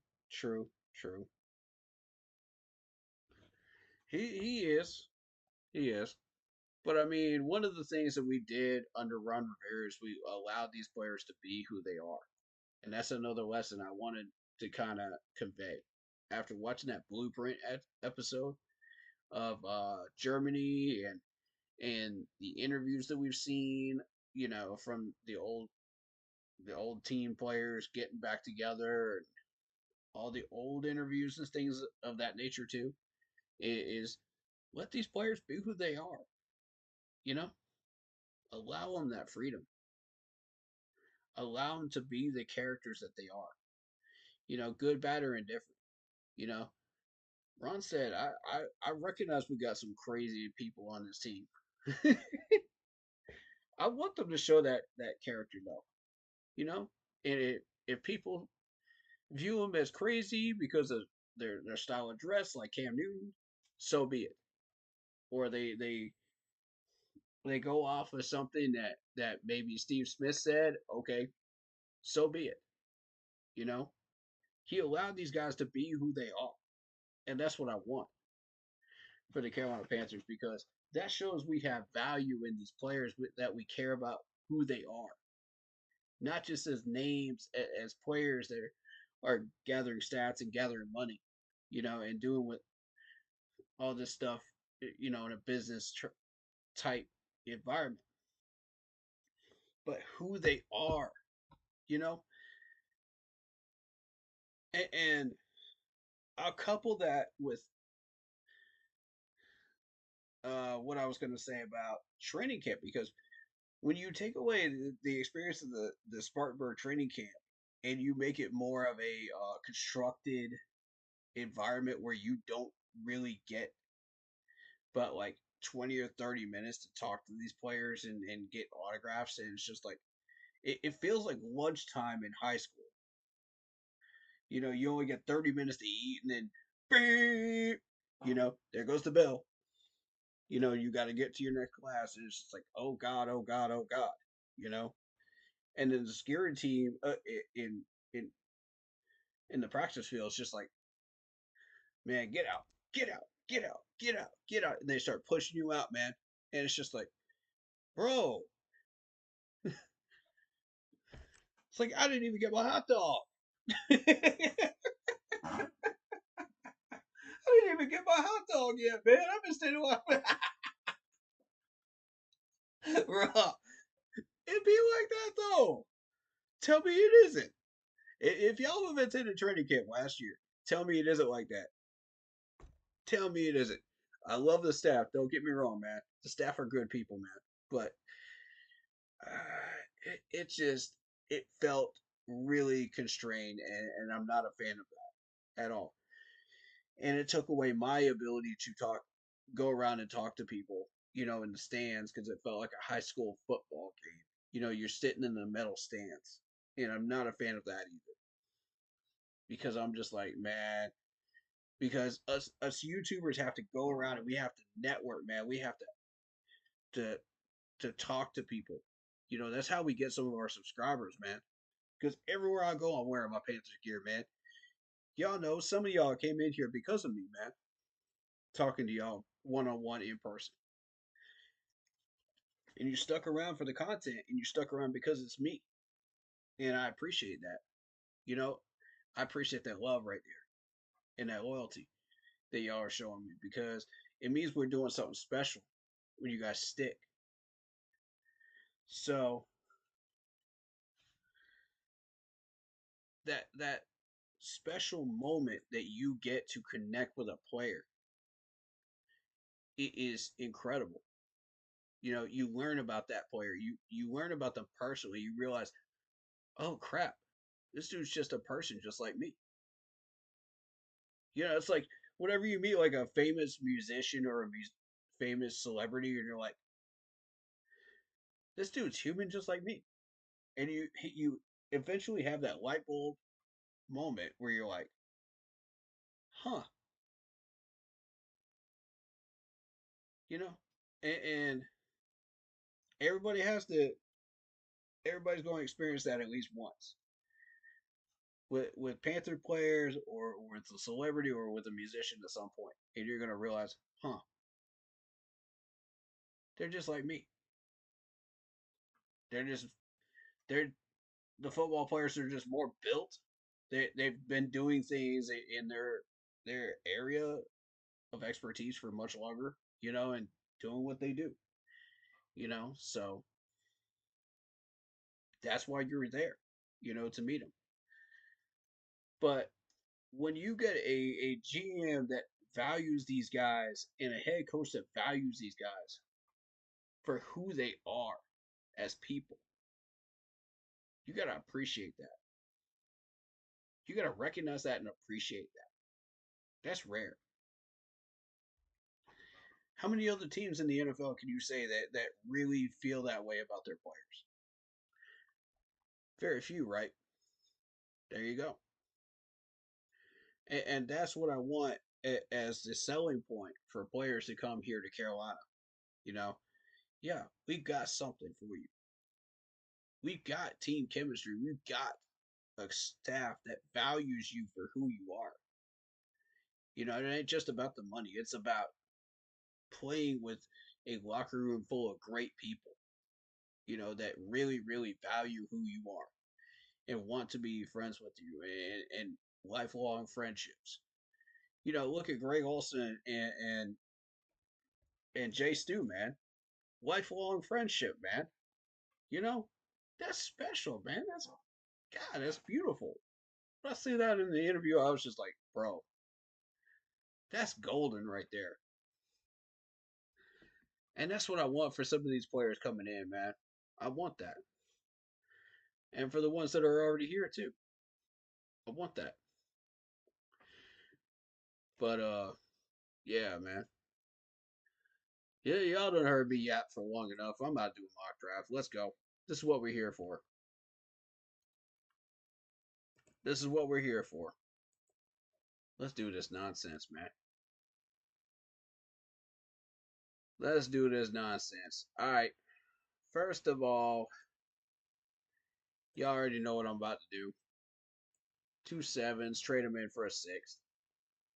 Because we got to get into the sixth round. All the talents in rounds 1 through 6.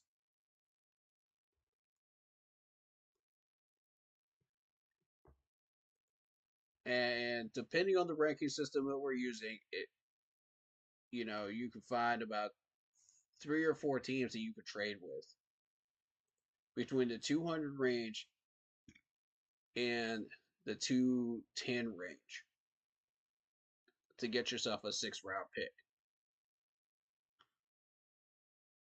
In this ranking system, you're looking at the Rams 204. That's as high up as you can go.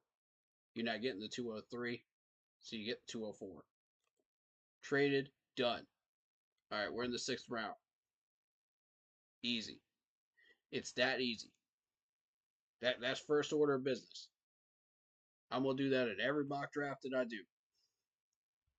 If people don't like it, let me know. We'll do one without doing that at some point. If you don't like it, let me know in chat. But so far, I've gotten 0 complaints about it, so let's go. All right. Dual Carter, Ward, Sanders, Graham to the Jacksonville Jaguars every single time. There's Warren. And we got one trade offer. I guarantee you at number 8 pick, we're going to get some calls. We're going to get a couple of calls. Now, we've got some choices here. I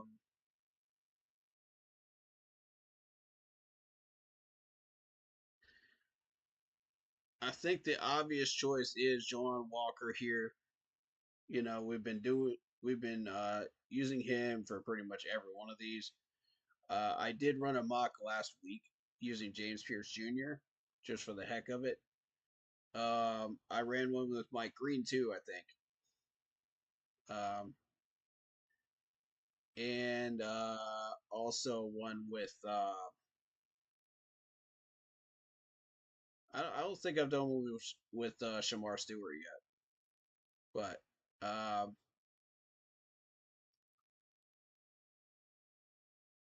In this particular one, we're gonna do Jalan. I'm not getting any offers that I like, so we're going Jalan.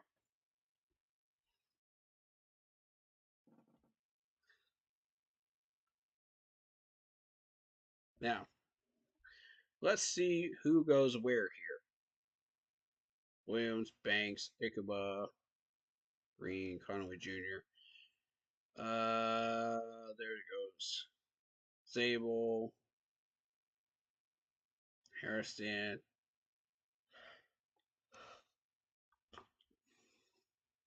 Okay, Nick and Mawari went to the Jets. I don't see that happening though. I'm gonna be real with you. I don't see that. Jets aren't smart enough to pick him up.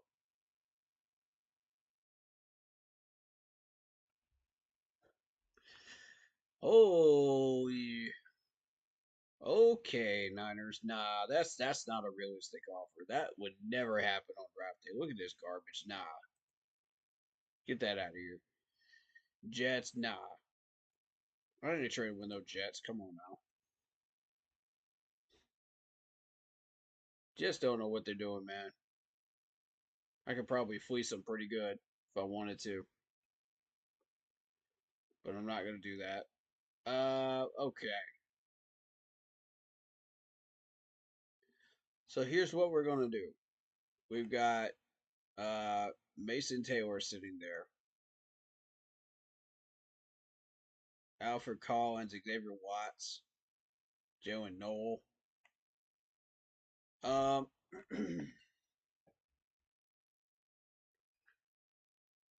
gonna remain firm on Jack Beck. I really like Jack Beck, especially after the combine.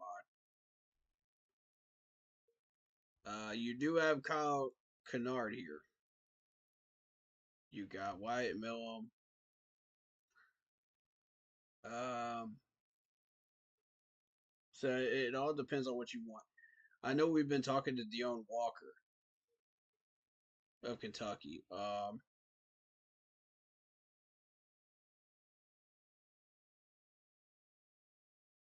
What do we know about Deone Walker? Let me see.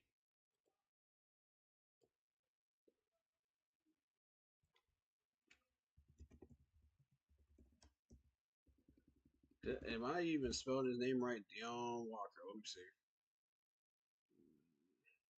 He ain't gonna be on here. He gonna be on here.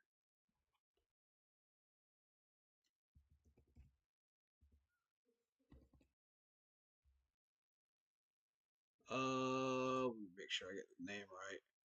Deone.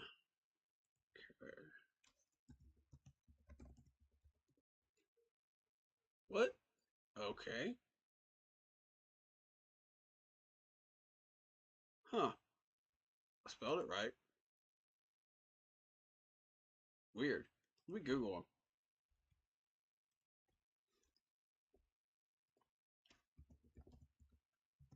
There he is.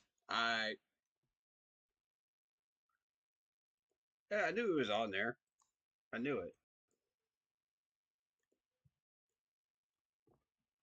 Okay. Um,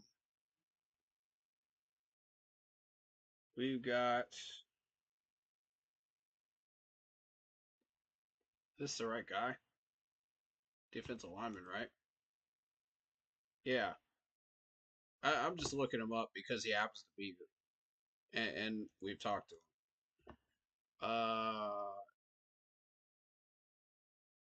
10 sacks.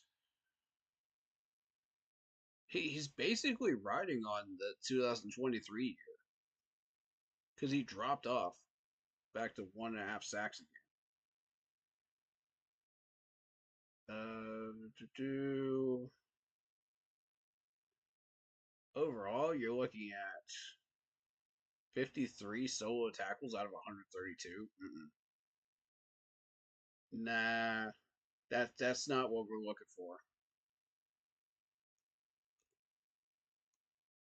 I'm gonna have to I'm gonna have to politely say that's not what we're looking for. That might be a false flag player. That's what I'm thinking. He might be a false flag player, just to draw off the scouts to what we're really going after. You know what I mean? But I mean, signing a defensive tackle like we did, um, did we? Did we get a defensive tackle? I know we lost one to New England. Did we actually sign? That's what I'm trying to figure out. Do you guys know? Did we sign one?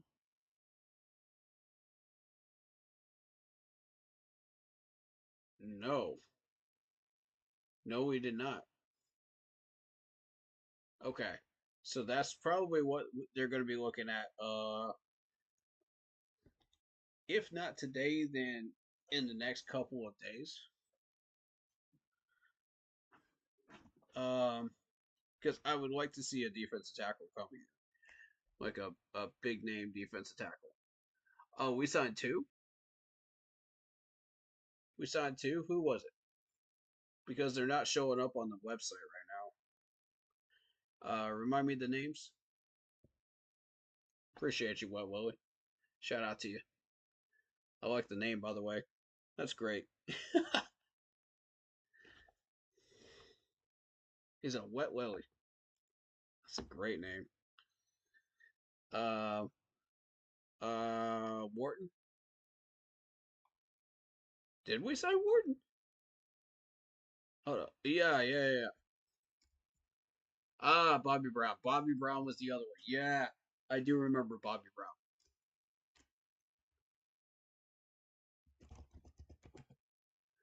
Uh, Travell Wharton?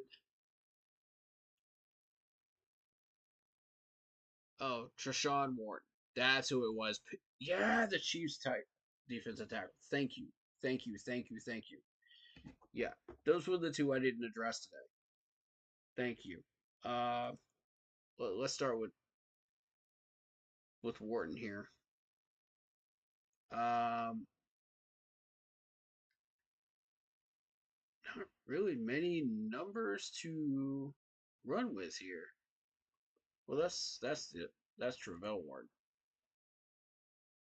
We wanted who was the other warden? Who was the warden that we got? I'll look up Bobby Brown's numbers real quick.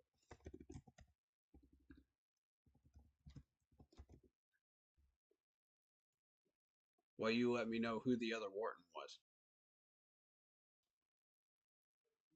because I don't remember who it was. Bobby Brown the third. Uh, God.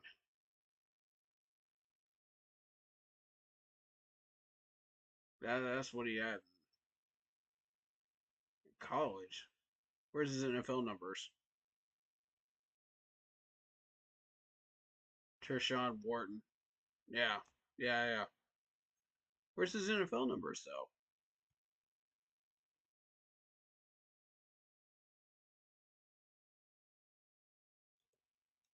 Hmm. Okay. Let's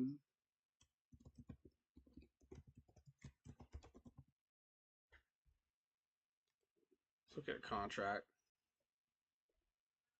They haven't put in the contract numbers yet. Okay. Just double checking that. Sometimes over the cap is a little slow with that.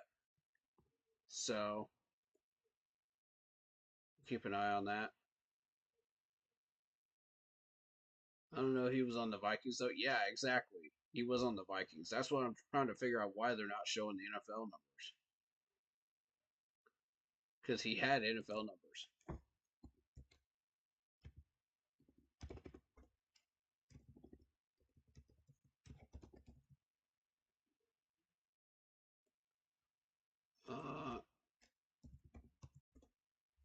Let's try that.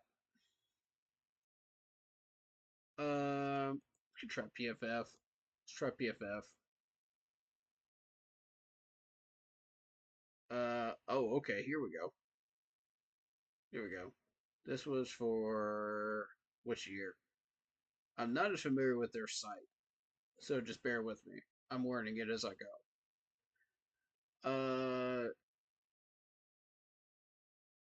26 solo tackles, 20 assists. Out of how many total tackles, though?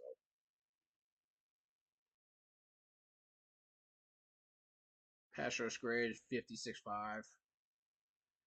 Run defense grade 67.7. Okay, so he ranked 27th in run defense. Yeah, shy total replacement, exactly. What we did is we gave Shy Total a restructure to free up 3 million, and we're eventually after June 1st we're gonna cut him, and that's the plan here. And Bobby Brown is supposed to be the replacement. Let's see. 26 solo tackles. 23. Give me 23. Oh, of course they want you to. Screw you. I'm not paying for that. PFF has just become a pay to win page now. It's so annoying. There we go. There we go. That's the number I wanted. Okay. 37 solo out of 84.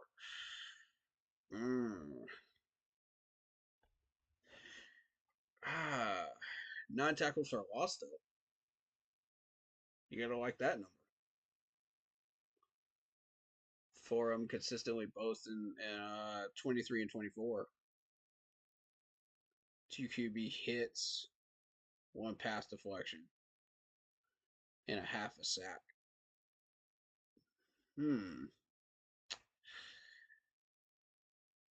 I mean, with what we know about his run defense grade on PFF, I'll roll with it.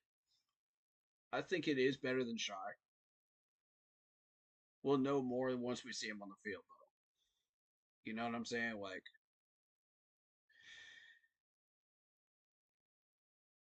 but those solo tackle numbers, oof. That solo number should never go below the assisted number. If you're looking for defensive players that can tackle, it should never go below that. Ever. Playoffs. Let's see how he did in playoffs. 4 solo tackles out of 9. Not much better. But, I mean, we'll roll with it. We'll roll with it. Definitely not mad at the signing, for sure. We need to run defense help. And if this dude can help, man, I'm here for it.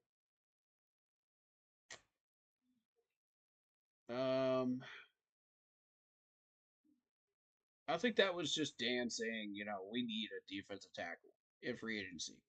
We got to sign somebody, man. We already got our guy in Wharton.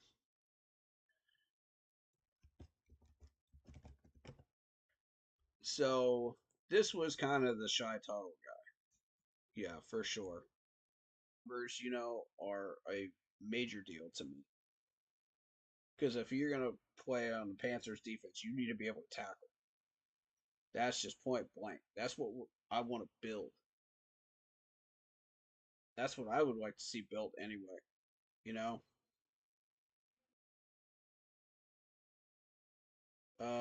13 and a half sacks. 6.5 of them last year with Kansas City. Love that. 2 pass deflections, 1 forced fumble. It's beautiful. 7 tackles for loss. Very nice number. So, and 26 quarterback hits overall, with 11 of them last year. I mean, these are pretty good numbers. The only one I don't like is that 56 assists. Is the 58 assists, and 56 solo tackles out of 114. That's the only number I don't like. But I feel like we can work around that because if you look at LeBron Ray's numbers, we kind of worked around that a little bit.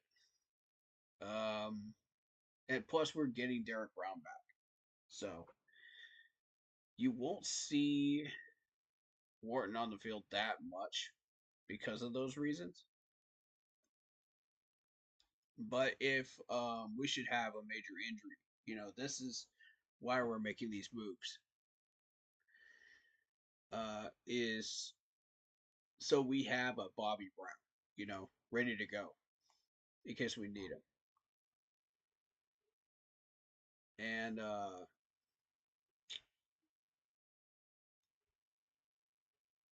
I think, all right. So back to this 57 spot. Let's see what we got.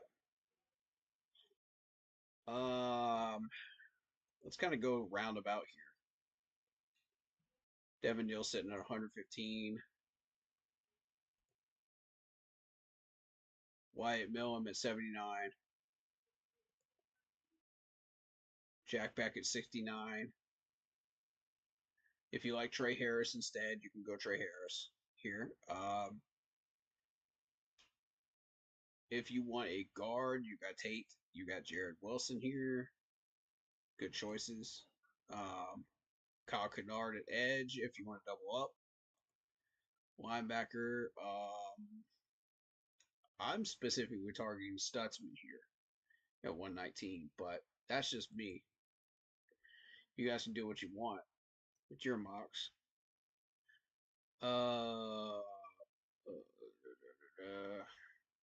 I'm digging on down here in the 130 range, the corner. I'm not even looking at that right now.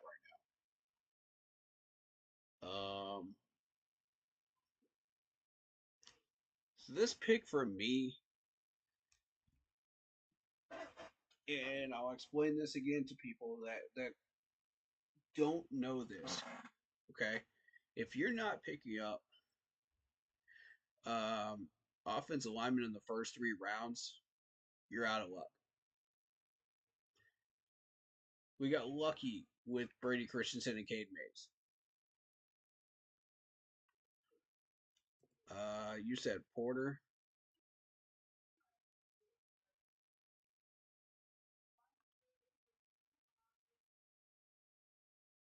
Porter would be a solid corner, number 2 safety, another potential round 2 pick for us. Yeah, that's a thing we could do.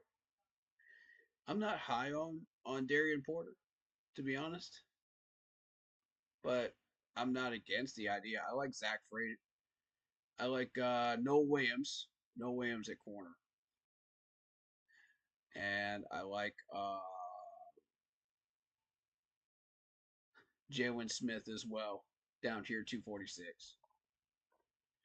I heard he was a nickel to help out Chow Smith Wade.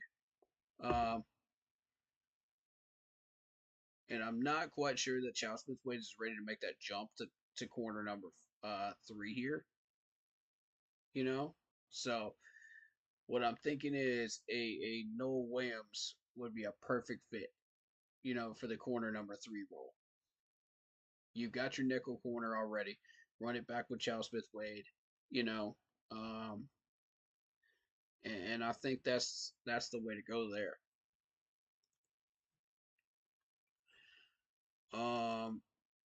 Of course, I don't know some of these other guys either, so it's draft weekend. They're always going to pick somebody that you haven't researched, and that's the thing. Watts or Mokuba next to Murray. Ooh.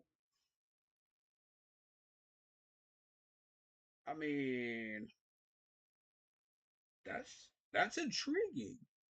That's intriguing, Welly. Good comment right there.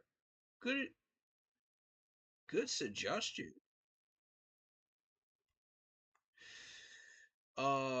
If I had to pick between Watson and Mokuba, that's a tough one, man. I'm gonna be real with you. I feel like Watts had the better combine. Um, but Mokuba is bigger and faster and stronger. To be honest, he didn't really show everything he had at that combine. So that's just my take on him.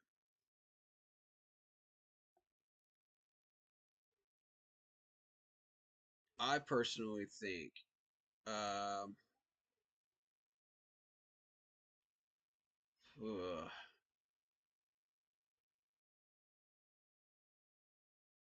we do need a wide receiver though. Um, oh, that's tough. That's tough. That's tough. That's tough. I cannot ignore Wyatt though. I can't ignore Wyatt. We got to have offensive line help because let me be real with you. I don't trust Zavala. I don't trust Kingston. I don't trust Josh Neiman at all. So my whole thing is like we need immediate help in depth on that offensive line. We got to keep continuously building that depth, one piece at a time. Every year until we get it. You know. Um.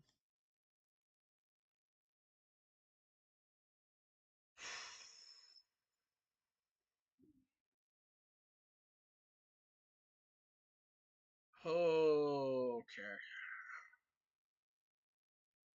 For me, it's between Wyatt and Jack Beck. I don't want to miss my chance at Jack Beck, but we need the offensive line help bad. That's a tough one for me.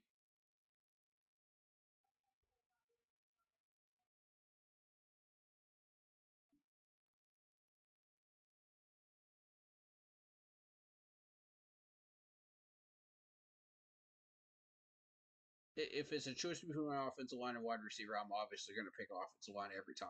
Wyatt. I know that's going to be a terrible pick grade wise, and I don't care. We need the help.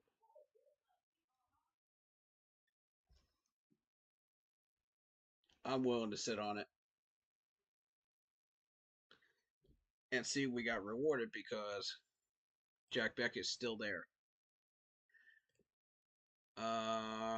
No. I don't want those.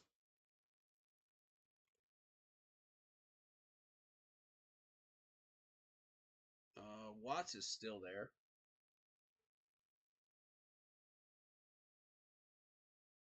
I feel like we made the right move there. Let me look at Mason Taylor's numbers. Hold up.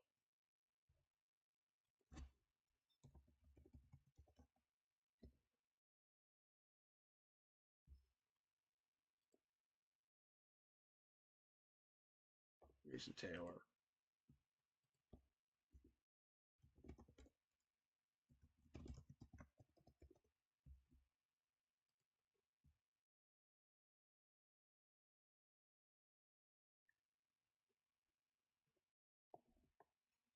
Just for the heck of it.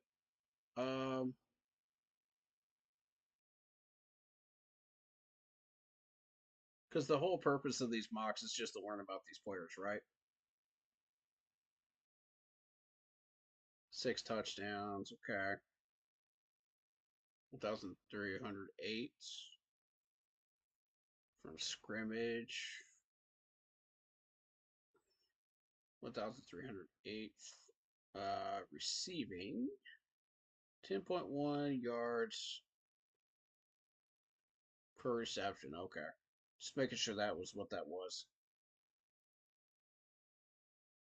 6 touchdowns. I'm gonna pass on him. I'm gonna respectfully pass. Let's see. Alfred Collins. No. No. No.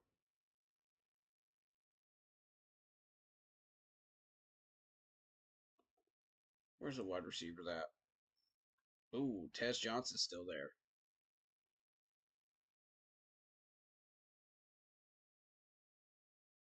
See, both the TCU guys go between 57 and 74. There's your problem right there. I like XR here from Miami.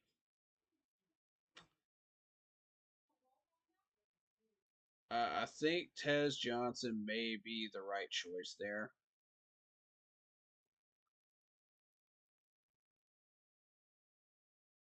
I think so. We'll look around a little bit. We'll see what we got.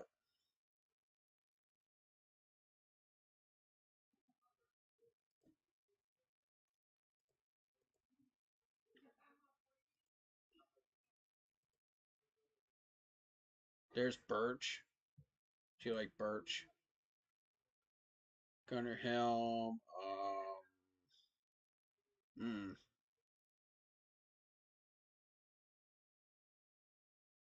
I like Ferguson. I like Mitchell Evans. Mitchell Evans is a guy that I'm high on right now at tight end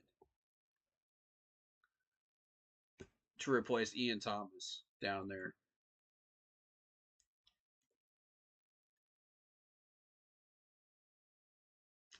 I would still be open to this choice too. You know, Watson, Mokuba.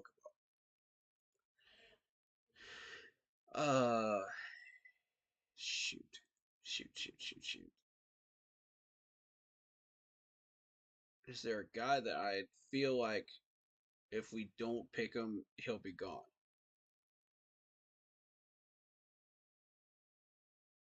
I feel like somebody's gonna reach on Devin Neal.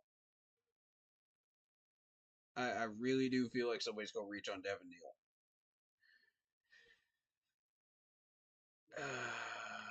This might be a situation where I might want to move down.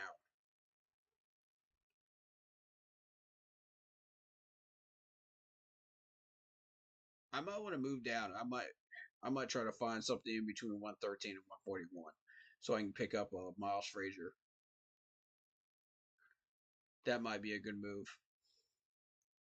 As well as get Devin Neal, you know, with this pick. Because if you're targeting Stutzman, you know, 119, you can pick him up. I feel like we should go after a wide receiver in free agency. I do like Bo Collins. Rock is okay. Holden. You see what I mean? Like, Arian will be gone by the time we roll down there. I like Arian. I like Torrey Horton, though. But there's not much to choose from there. Corner. Yeah, and Noah Williams will be 113. That's what we're gonna roll with. So let's move on down with this 74. Let's trade down.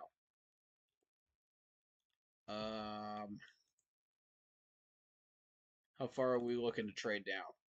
That's the question. In order to make sure we grab Devin Neal without somebody reaching. That's the trick. 90 would not be a bad spot, to be honest.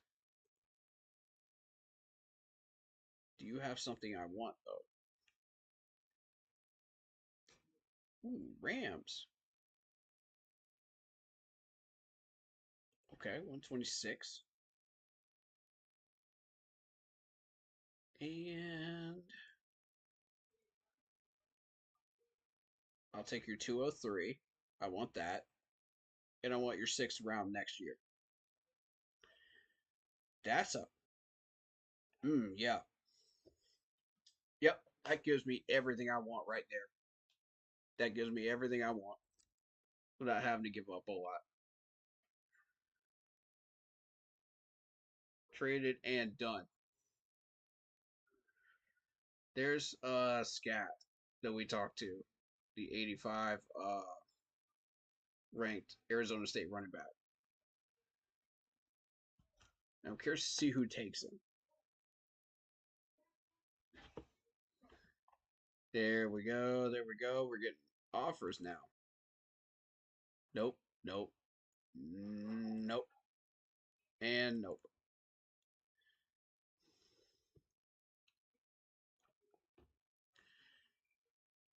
And ladies and gentlemen, welcome Devin Neal to the team. Love that pick. Because if I didn't reach on him, somebody else would. Guarantee it. Yeah.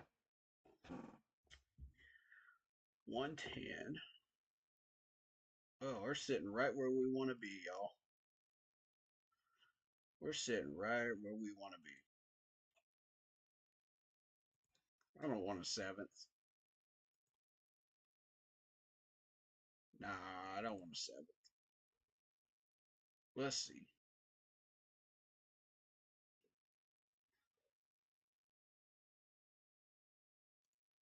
$110.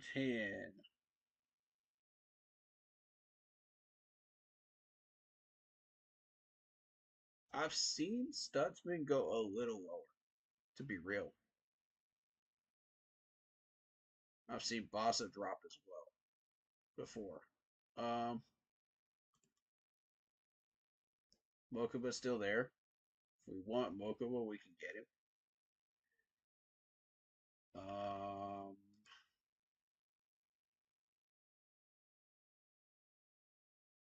Interesting. Ferguson's still there.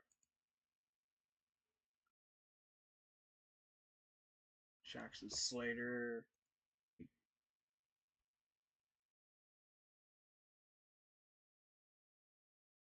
I think a wide receiver or Mokuba.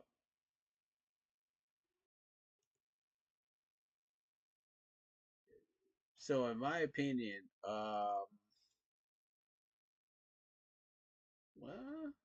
yeah, Mitchell Evans. We're gonna get Mitchell Evans. You get Mitchell Evans. So in other words, Tez Johnson or Mokuba for me for this one.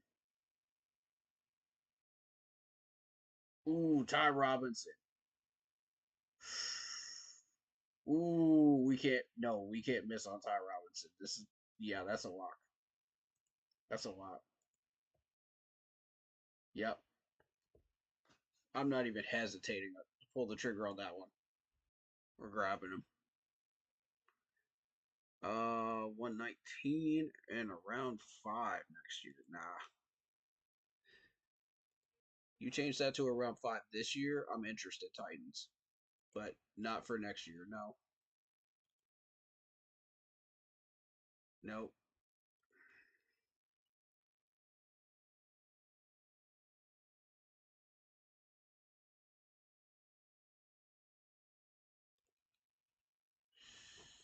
Okay, linebacker.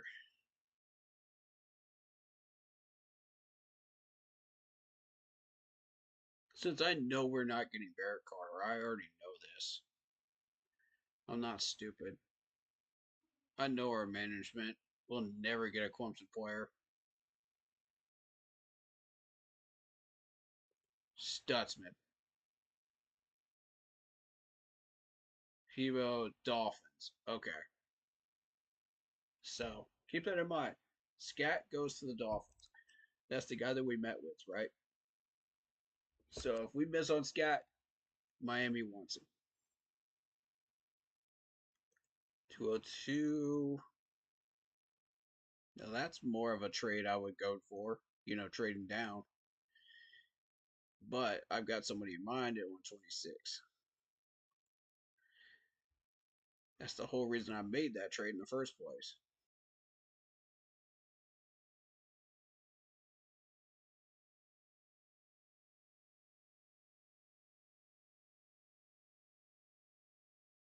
And that player comes in the form of Noel Williams. else in mind is safety. Don't worry. We're getting somebody good. Yeah, y'all don't have to panic. We're getting somebody.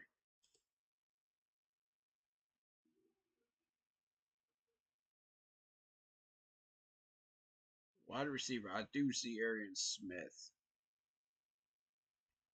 I see.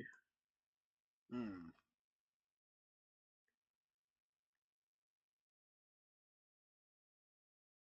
Jalen Wayne is kind of sneaking in through here. Um.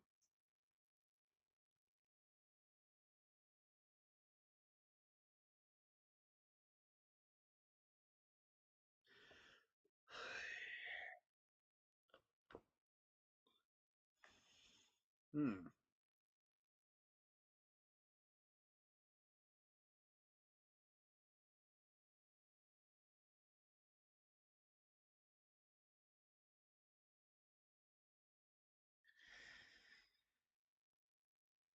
Yeah. Yeah. I'm gonna target Arian Smith. I think I like Georgia wide receivers.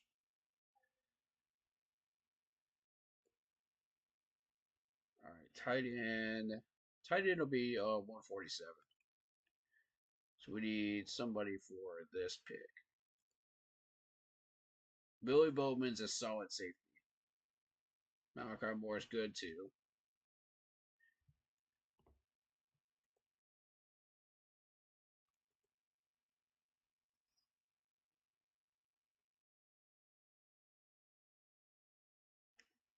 Jared Fairchild, nah.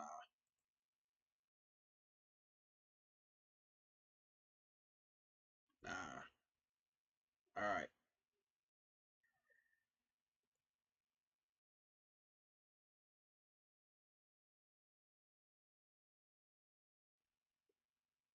I was just seeing who was left after all these moves were made. Okay. I like to manually go through all these, you know what I mean? Okay.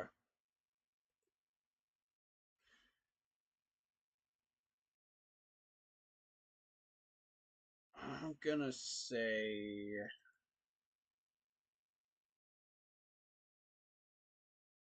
let's get Billy Bowman. I kinda like Billy Bowman here.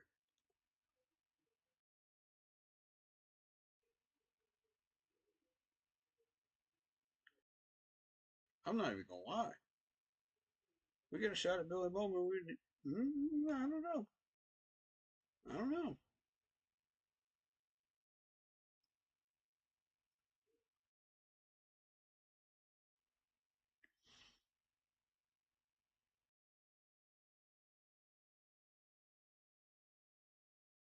Hmm.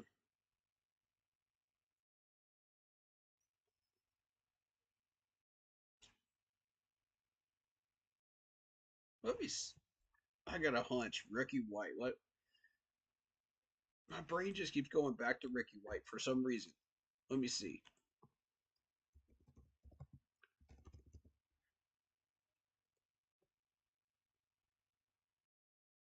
I'm not even sure. Oh my god.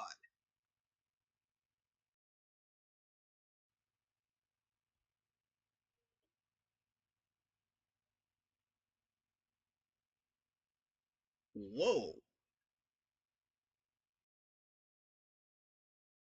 That's why my brain kept going back to Ricky White. Look at those numbers. Jesus.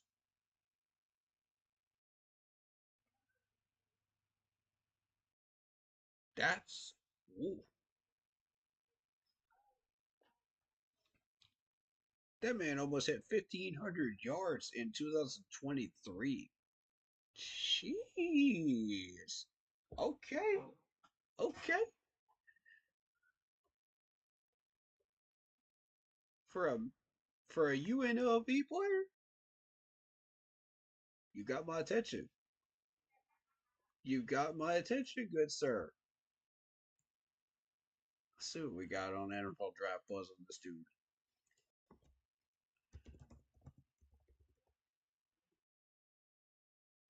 Let's see what we got.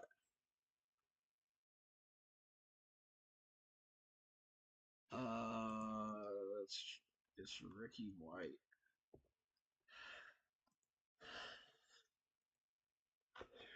He's from UNLV though.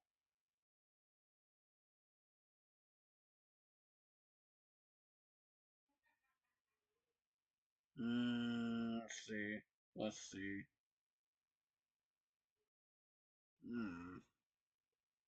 He ain't on here.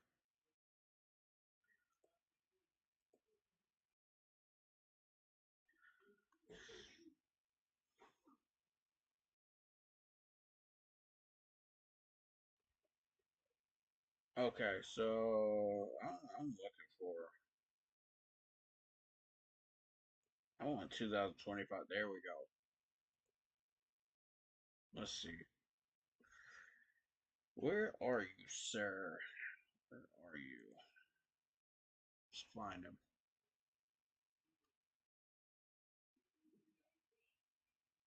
New. There he is. Ricky White the third. Ah, okay, there it is. 79 catches over 1,000 yards, 11 touchdowns, 13.2. Let me see his measurables. Decent measurables, nothing to write home about. Hands are 68, short receiving. Okay, okay, okay. Jalen McMillan. Comparison.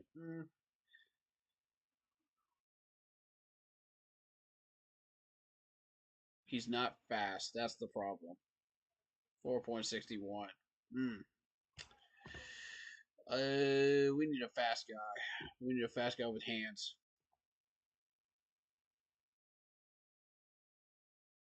How about Kyle Williams? Let's see Kyle Williams real quick.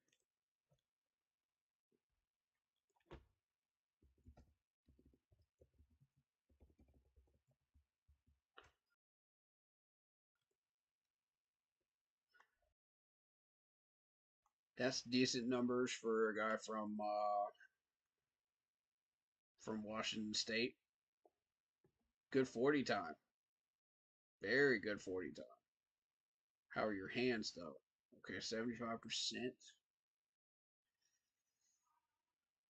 Okay, okay, okay. He can't block though. Marvin Mims Jr. Hmm.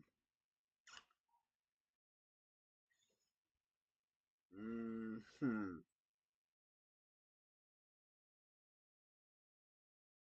Oh, that's tough, man. That's tough. I'm starting to think. I'm starting to think we wait for Jalen Lane. I know it's a crazy thought, but yeah, I think it's between Billy Bowman and a tight end right here. And the tight end we're picking up 147 in the form of Mitchell Evans. So is there anything else that would prevent me from getting that safety?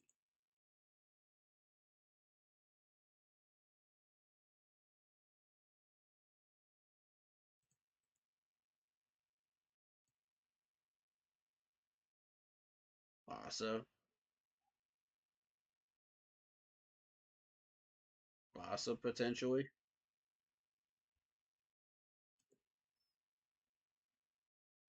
Nah. Let's not play around.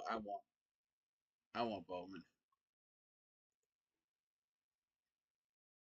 I think that's the right move.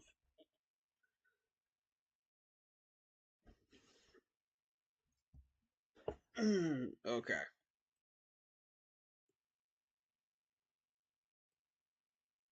Cowboys want me to move down 3 spots, and we pick up a 174 and a 7th rounder to replace the 7th rounder we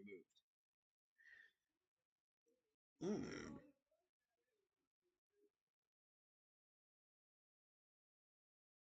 Who do you want, Dallas? Who are you looking at? You got my attention with that. You got my attention with that. Who are you looking at? Malachi Moore, potentially. It's probably who they're looking at. Okay.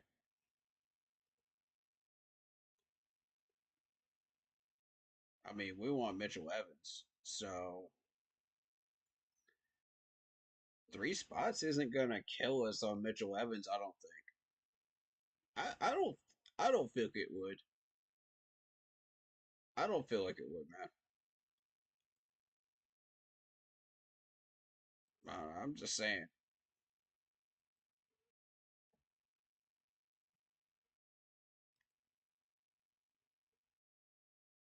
Seeing who's around still.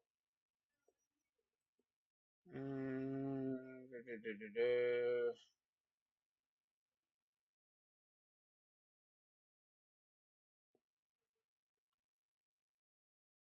Yeah, I think we wait on Jalen Lane. That'll be our wide receiver guard position.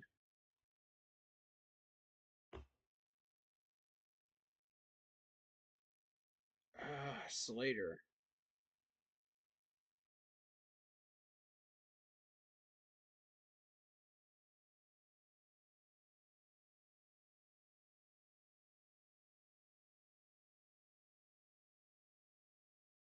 Slater potentially. Slater or a tight end. And no. I'm gonna move down. I liked it. I like this Cowboys offer. I'm gonna take this.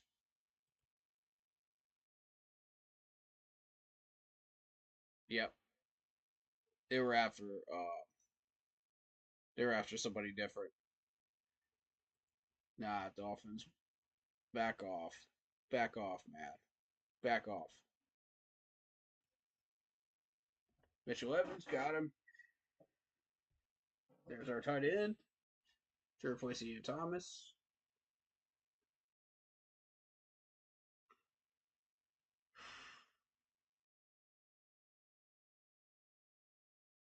Slater's still there for some reason.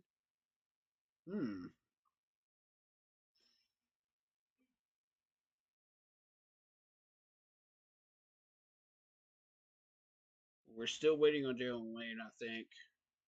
Or Tesla.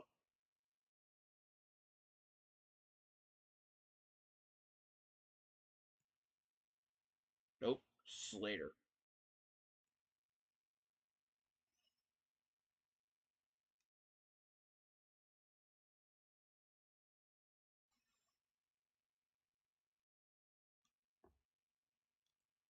Nope.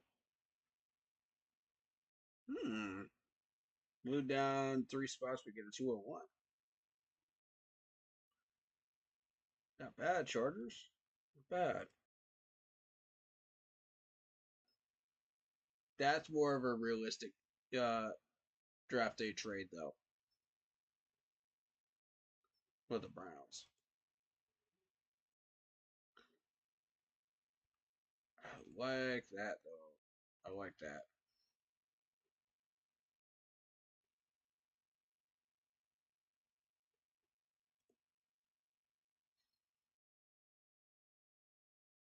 Ooh, we could still get some more safety help in Malachi Moore here.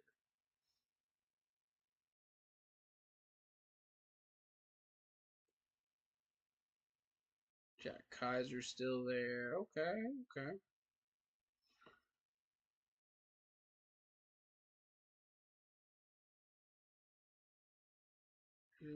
Do.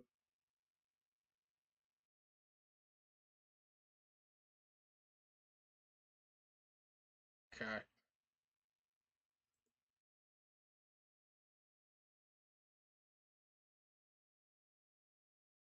Ooh, Jack Nicholson dropped. Ooh, are you kidding me? Jackpot. Jackpot. That's big right there, man.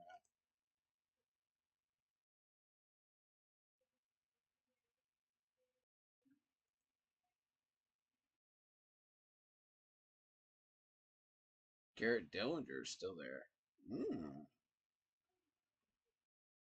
Okay. I'm starting to see some nasty stuff going on here. Yeah, yeah.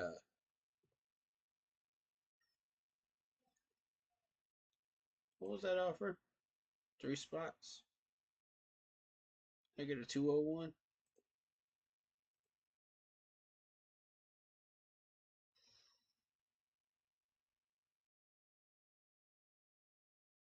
They're not immediately gonna jump on Jack.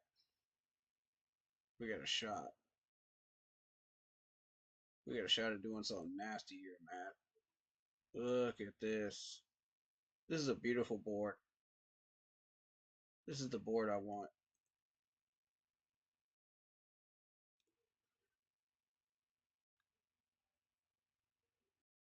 Malachi Moore. Malachi Moore. Yeah. Yeah. I in 2 picks, I don't think. Yeah. In 3 picks, I don't think Malachi Moore goes off this board. I don't think he does. Yeah, I'll take it. Told you. 92 and a 7. Nope. Give me Malachi. Let's get some safety help, man. Yup. Leave him alone. Leave him alone. Leave him alone. Leave him alone. I know who I want. I know who I want, man. Oh, they got Jack. They got Jack. Okay, that's fine. No panic. No reason to panic. No reason to panic at all. That's fine. Y'all can have him.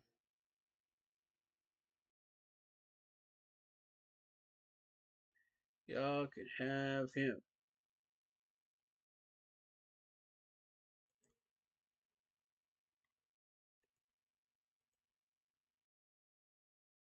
I want.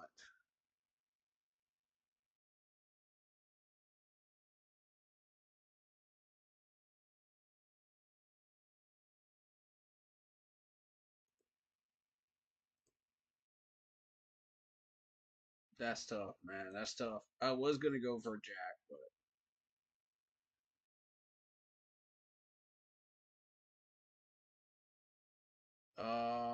Jay Higgins is still pretty solid. I might go that direction.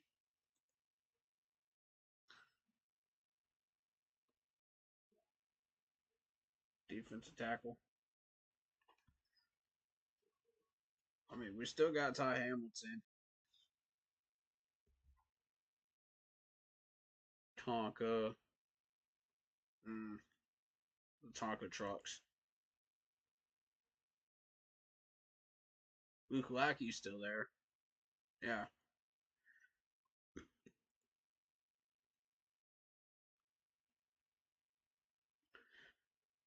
I gotta go ahead and secure Jack, man.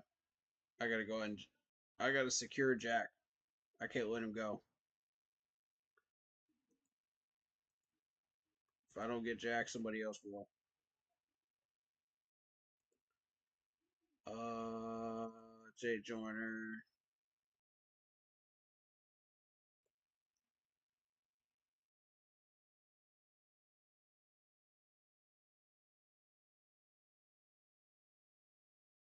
203, 204.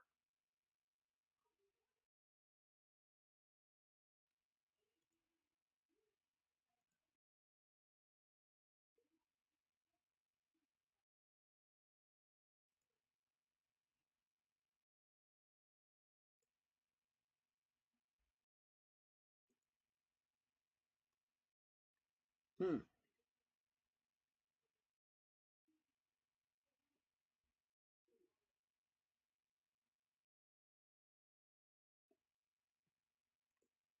I've never gotten this deep in before. This draft. Higgins?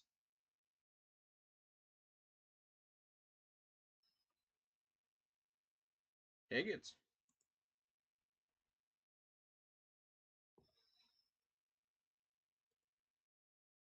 See, now they're trying to get me to trade out of this. Nah.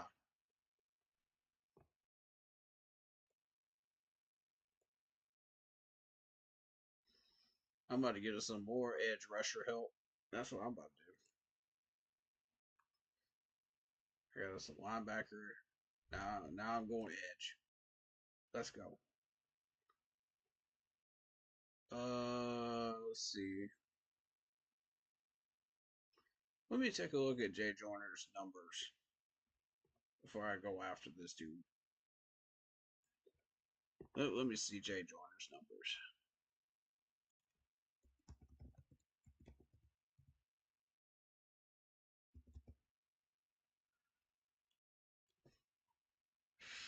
Four and a half sacks, two forced fumbles, 32 tackles. Nah, pass.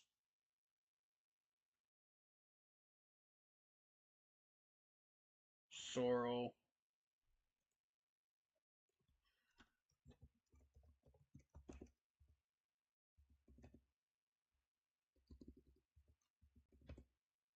Yeah, there he is, Texas. 6 sacks, 44 tackles. See, now you're getting into the dangerous range right here.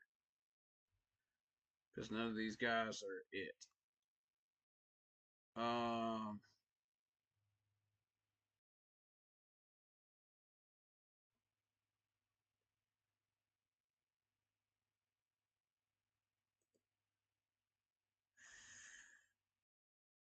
I like Luke Lackey.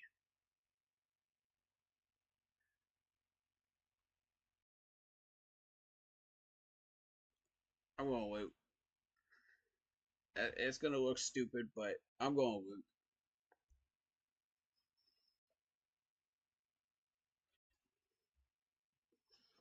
I can't let talent like that go, man. I can't do it.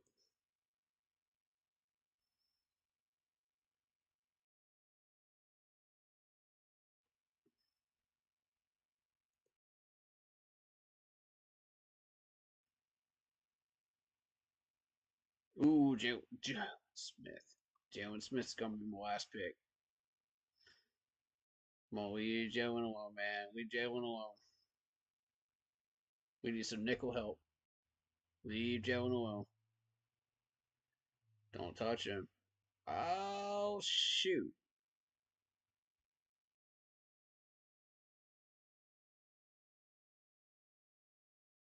We might be able to get 4-2. No. We might be able to get 4-2. No. Hold up.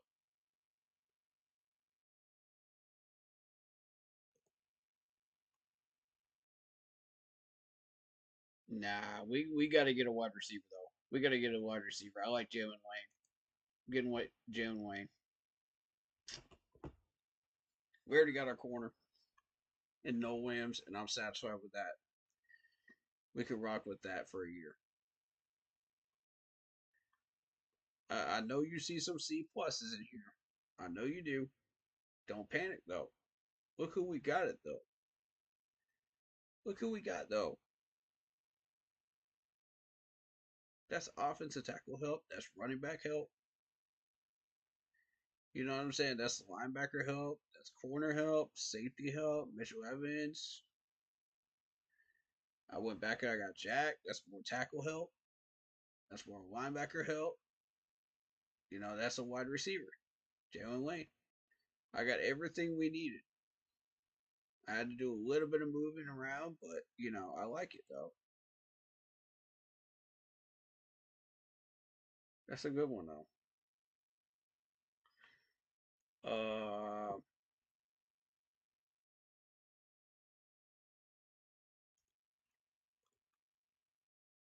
Let me send that over to my team to look at.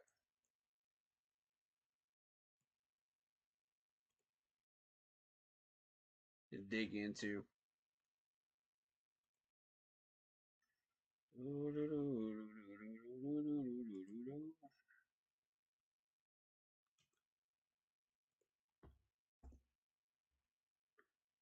All right.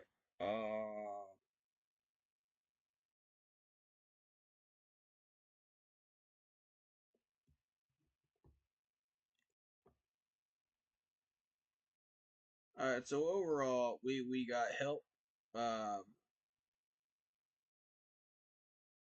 at every major position in that mock draft.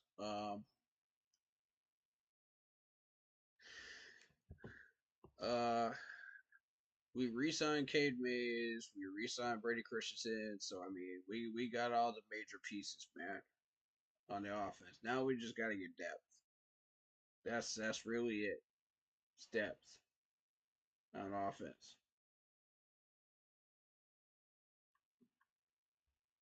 But the defense needs some major attention this year. The defense, that's what we're drafting this year, defense. So I went and I drafted a defensive end. I got you a defensive tackle. I got you a linebacker. I got you a corner in Noel Williams. I got you a safety to add to the room. And yeah, those are the pieces that I got. Offense, I kind of went ham. I got us some offensive line depth. I got us a tight end that we can rely on. Yeah, I got us an extra wide receiver, which I mean we're gonna spend money on wide receiver in free agency anyway. So I figure why go big, in the draft when you can just get us a free agency wide receiver that we're already gonna spend money on anyway. I got us a running back to replace Miles Sanders. You know, so overall, I think that was a really good mock draft. I think we might try to run that back in the next mock draft stream and just see what happens next. You know what I mean? We're starting to put the pieces together. This was just a first run through with 2 days into free agency. So, with that in mind, I like what I see. You know what I'm saying? I like what I see. I think there's something there. A lot of weaponry, a lot of talent. It's gonna be fun. It's gonna be fun in the next few days here. But yeah.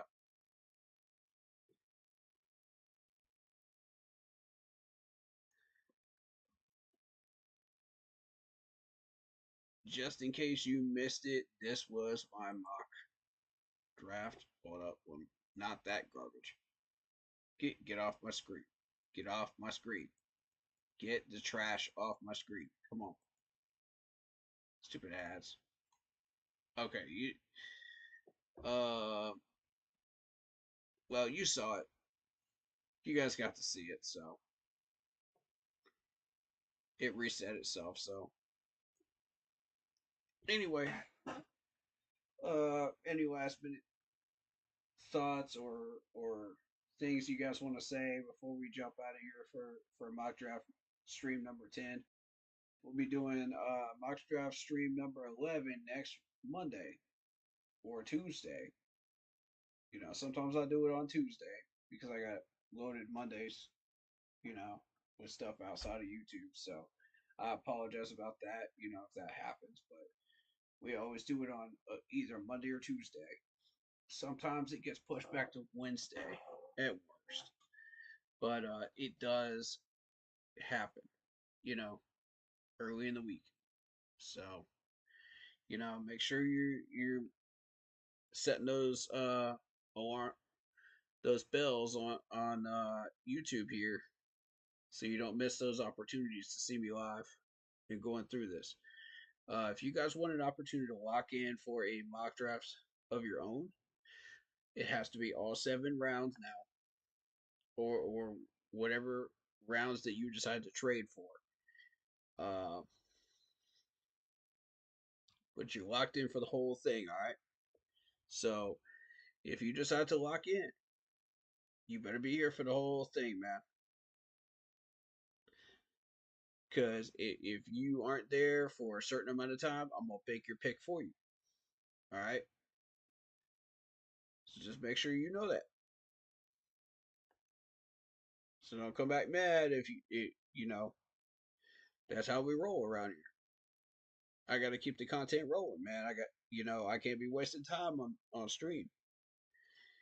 We got to keep the content flowing. You know what I'm saying? Got to keep it moving. Got to keep it fresh. So,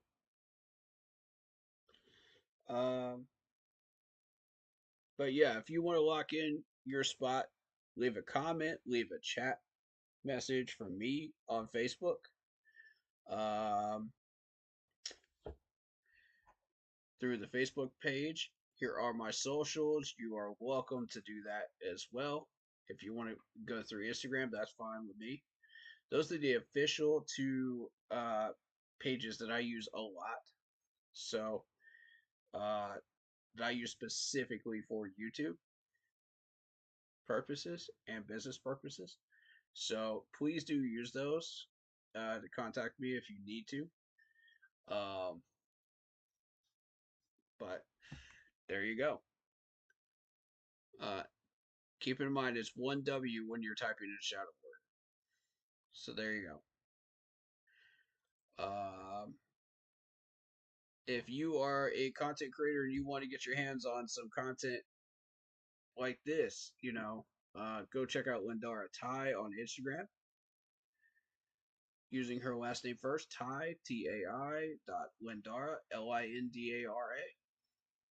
Tell her I sent you, and she'll hook you up. Fair pricing, awesome to work with, and just very patient in general. So, Lindara Ty on Instagram, I think she did a fantastic job with this. I love it. It's just fantastic right there. But yeah.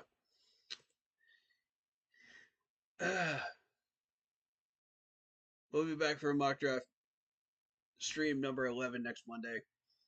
Be there for that. We may do a live stream for free agency as well, just to keep up with free agency later on in the week. We'll see what happens with that.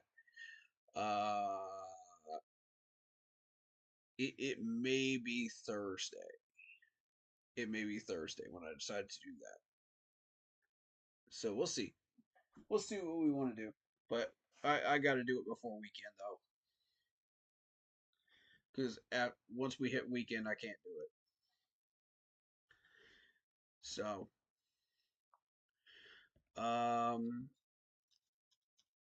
with that in mind, appreciate you guys for coming out, supporting the Panthers content. Of course, we'll be doing gaming content as well.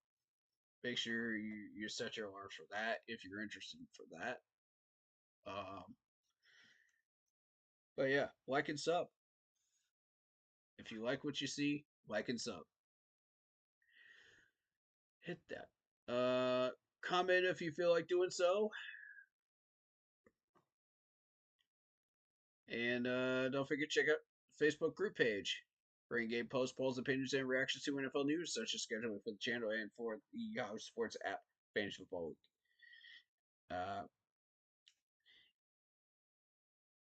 That'll do it. Appreciate you guys. You guys know what to do. Stay happy, healthy, and well. And as always, keep pounding.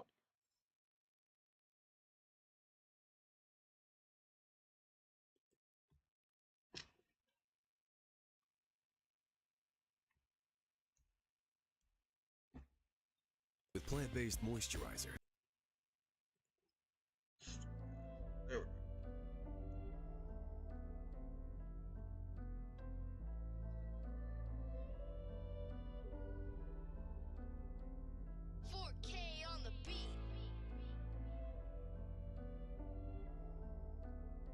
A special shout out to everybody in chat, all the new likes, all the new follows, and we love you all. Welcome to the Keep Pounding family. Shout out Marcus Cash. Shout out Black Poppy, our moderator. Shout out Wet Will. Appreciate you guys. See you guys in the next one. Peace.